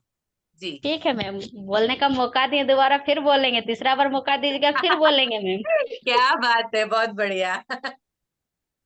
जितना बार मौका दीजिएगा मैम, अलग अलग सोच के बोलेंगे। बिल्कुल बिल्कुल, बस यही स्पिरिट होनी चाहिए हर एक के पास। बहुत बढ़िया। जी, अगर तीसरा मौका दीजिएगा फिर अलग सोचेंगे, उसके बारे में फिर बोलेंगे। ठीक है, आप सोच के रखिएगा, हम देखते हैं टाइम होगा तो। ठीक है, और दीजिएगा मैम तो और बोलेंगे। जी थैंक यू मैम। हाँ जी थोड़ा जिले के बारे में भी बताएंगे, जिला कहाँ का है बच्चों को, जी। जो भी जिला का नाम भी सिखाएंगे। और फिर भी बताते हैं, याद करवाते हैं, फिर भी देंगे, थोड़ा थोड़ा करके देते हैं। दूसरों को भी मौका दीजिए बबीता जी। जी अब मैम हमको मौका दिए तो बोलिए लेते हैं। ठीक है, चलिए अब टेकलाल ठीक है, जी। Thank you. ओके। जय जिनेंद्र मैम। जय जिनेन्द्र। मैम छोटे छोटे बच्चों को पहले बताएंगे, अक्षर का ज्ञान बताएंगे मैम। और वो जो अक्षर से निकल के आएगा शब्द मैम बोलेंगे बच्चों को, उसके शब्द बनाइए आप लोग, छोटे छोटे शब्द। और उसके बाद में मैम बड़े बच्चे को कॉन्टिन्यूअस जो है कॉन्सोनेंट क्या है, भवेल का है, हाँ तो जी कॉन्सोनेंट और भवेल बोलेंगे, जैसे जैसे किसमें एन का प्रयोग होता है, किसमें ए एन का प्रयोग होता है। हाँ जी। तो आप इसे होमवर्क कैसे देंगे? जैसे देंगे मैम, कुछ जैसे क्रिएटिव कि देना है, हाँ, कुछ जैसे मैम क्रिएटिव जैसे रचनात्मक कि देना है। हाँ मैम, जैसे कि जिस कॉन्सोनेंट में रहेगा मैम, जैसे कॉन्सोनेंट में रहेगा जैसे कि यह एक बच्चा है, ठीक है सर मैम, तो इसमें कॉन्सोनेंट बन जाएगा मैम। और यह एक एप्पल है मैम, इसमें भवेल बन जाएगा मैम। इसी को बोलेंगे मैम, जैसे कि किसमें कॉन्सोनेंट लगेगा, किसमें भवेल लगेगा। जी टेकलाल जी, हमको बच्चों को घर से करने को देना है। आप उनको तो बोलिए अपने घर में चीजें जो हैं उनके हाँ नाम लिखे, हाँ उसके मैम, आगे उसके बारे में में ही ए बता, और एन आएगा। उसके बारे में ही बता रहे हैं मैम, जैसे कि स्कूल से निकल के आएगा, अब बोलेगा जितने वस्तु आपको निर्जीव और सजीव दिखाई दे हाँ स्कूल जी से लेकर घर तक, जी ठीक है मैम, उसके बारे में लिख के लाना है। और जो घर में भी दिखाई दे सजीव हाँ, निर्जीव, उसके बारे में भी लिख के आना है। बढ़िया। जी जी, बहुत बढ़िया टेकलाल जी, धन्यवाद। Hello ma'am. हाँ जी, कौन बोल रहे हैं? जी मैम, हम बोल रहे हैं सुशीला। जी सुशीला जी। जी मैम, हम संज्ञा के बारे में बताएंगे मैम। हाँ जी व्यक्तिवाचक संज्ञा में हम बताएंगे मैम, मतलब आप लोग के घर में कितना व्यक्ति है, और पापा का नाम क्या है, मम्मी का नाम क्या है, चाचा का नाम क्या है, चाची का नाम क्या है, वो सब लिख के लाने के लिए गृह कार्य में बोलेंगे मैम। ठीक है। और स्थान में मैम हम बोलेंगे, मतलब हम दलांचल करी के, मतलब घर हम लोग गांव के आसपास के गांव कौन कौन सा गांव है, किधर किधर है, तो वो सब लिखने के लिए बोलेंगे मैम। और पंचायत साहब, जिला साहब लिखने के लिए बोलेंगे मैम बच्चों को। और छोटे बच्चे को बोलेंगे सबसे पहले अक्षर ज्ञान करवाएंगे मैम, उसके बाद उसको टुकड़ा टुकड़ा करके लिख के लाने बोलेंगे मैम। ठीक है। जी मैम। जी जी, जी बढ़िया मैम, सुशीला धन्यवाद। जी। हाँ अभी धनंजय कौन जी, बाकी है? धनंजय जी रहेगा। धनंजय बोला मैम। जी धनंजय जी। जैसे मैम, मैं अपने बच्चों को रुपये और आवाज नहीं पैसे आती के बारे में बताऊंगा। जी धनंजय जी बोलिए। रुपये और पैसे के बारे में मैम, इसके धनंजय जी, आपकी आवाज नहीं आ रही है, आपका नेटवर्क स्लो चल रहा है। आप नेटवर्क जगह जब बाग जगह पर आ जाइए। नेटवर्क वीक है आपका वहाँ पे बहुत ज्यादा। आवाज नहीं आ रही है। हाँ थोड़ी आप स्लो एक आ बार रही है। वीडियो ऑफ कर दीजिए तो शायद आवाज आ जाए। जी मैम, आवाज अब आ रही जी है। बोलिए। जैसे मैंने बोला कि रुपये और पैसों के बारे में बताने के लिए बच्चों को, कि कितना पैसा मिलके रुपया बनते हैं, कि 100 जी पैसा मिलके बराबर 1 रुपया हो गए। उसके बाद किस किस प्रकार मतलब नोट होते हैं, किसमें सिक्के जी होते हैं। उसका अगर उसी में फिर जोड़ घटा के बारे में भी बता सकते हैं कि अगर हम 5 रुपया के 2 सामान खरीदें तो कितना टोटल हो जाएगा। जी उस और उसी में फिर लाभ हानि से भी जोड़ के बता सकते हैं कि अगर हम हाँ 5 जी रुपये की वस्तु खरीदे हैं और हम उसे 8 रुपये में बेच रहे हैं तो हमें कितना रुपया फायदा हो रहा है। जी जी जी उसके बाद बिल्कुल। फिर उसका माप में भी बता सकते हैं कि हमारा स्कूल से आपका घर कितने दूरी में है, मीटर में है बढ़िया। या किलोमीटर में है। हाँ उसके जी बारे में कि 100 सेंटीमीटर बराबर 1 मीटर, उसके बाद 1000 मीटर बराबर 1 किलोमीटर होता है। तो आपका घर कितना दूरी में है यहाँ से स्कूल से। जी उसके बाद उसी के साथ में दिशा को भी जोड़ के सकते हैं कि आपका घर स्कूल से किस दिशा पर है। हाँ उसके बाद दर्जन में कितने होते हैं। हाँ ल- जी ल- उसका समय समय जैसे मिनट में कितने सेकंड होते हैं 1 मिनट में, और 1 घंटे में कितने मिनट होते हैं। ये सब उसको टोटल उसका आप स्कूल घंटा में आप मिनट कितने इसके लिए आप दे सकते हैं कि आप घर कि से आप स्कूल स्कूल, कितनी देर में आते हैं, कितना समय लगता है। हाँ, और आप स्कूल में कितने समय तक रहते हैं। हाँ जी आप ट्यूशन जाते हैं तो उस ट्यूशन में कितने समय आप के लिए आप जाते हैं।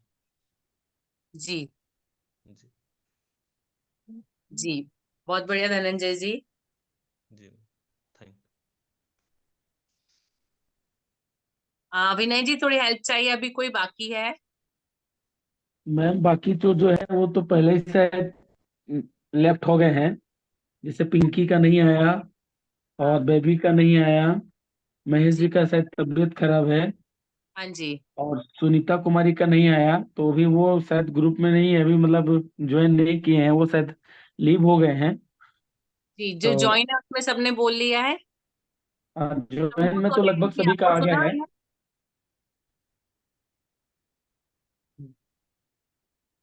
ये बोली बनाएगी।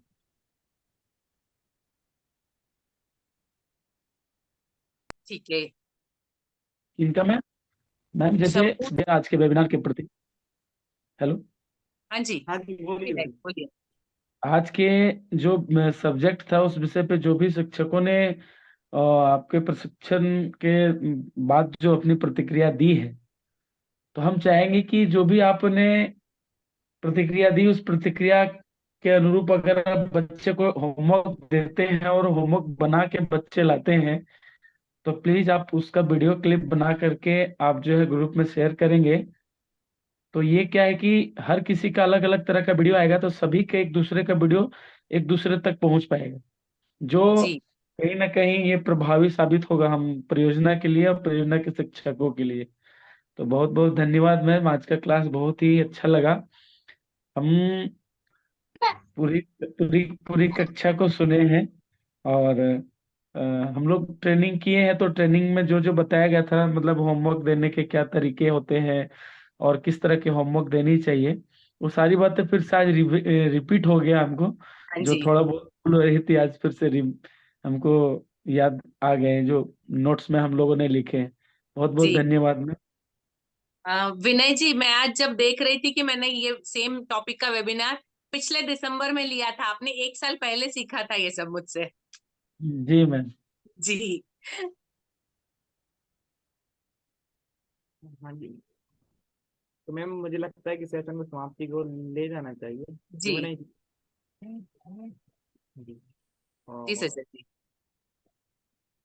मैम पीपीटी शो हो रही है। हाँ जी खुल रही, ओपन हो रही, हो गई। सेशन समाप्ति करने से पहले महावीर वंदना का वाचन करते हैं और फिर सेशन समाप्ति को ले जाते हैं। सभी शिक्षकों से अनुरोध है प्रार्थना मुद्रा को धारण करें और 4 पंक्तियों का वाचन करें। बोलिए महावीर स्वामी की जय, संत परमेश्वर भगवान की जय। जो मोह ने माया माने मदन मारे धन कीजे, जो विपुल विघ्नो बीच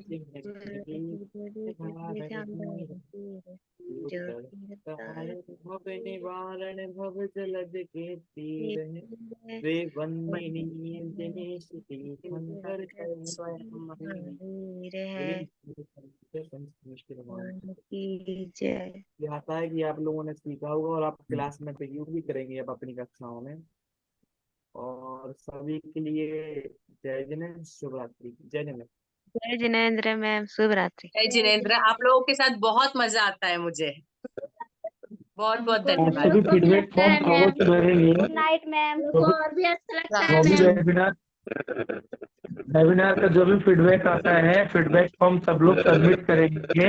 बहुतों का फीडबैक फॉर्म सबमिट नहीं हो रहा है, आप फीडबैक फॉर्म अवश्य सबमिट करेंगे। शुभ रात्रि। जय जिनेंद्र। जय जिनेंद्र। जय जिनेंद्र। शुभ रात्रि।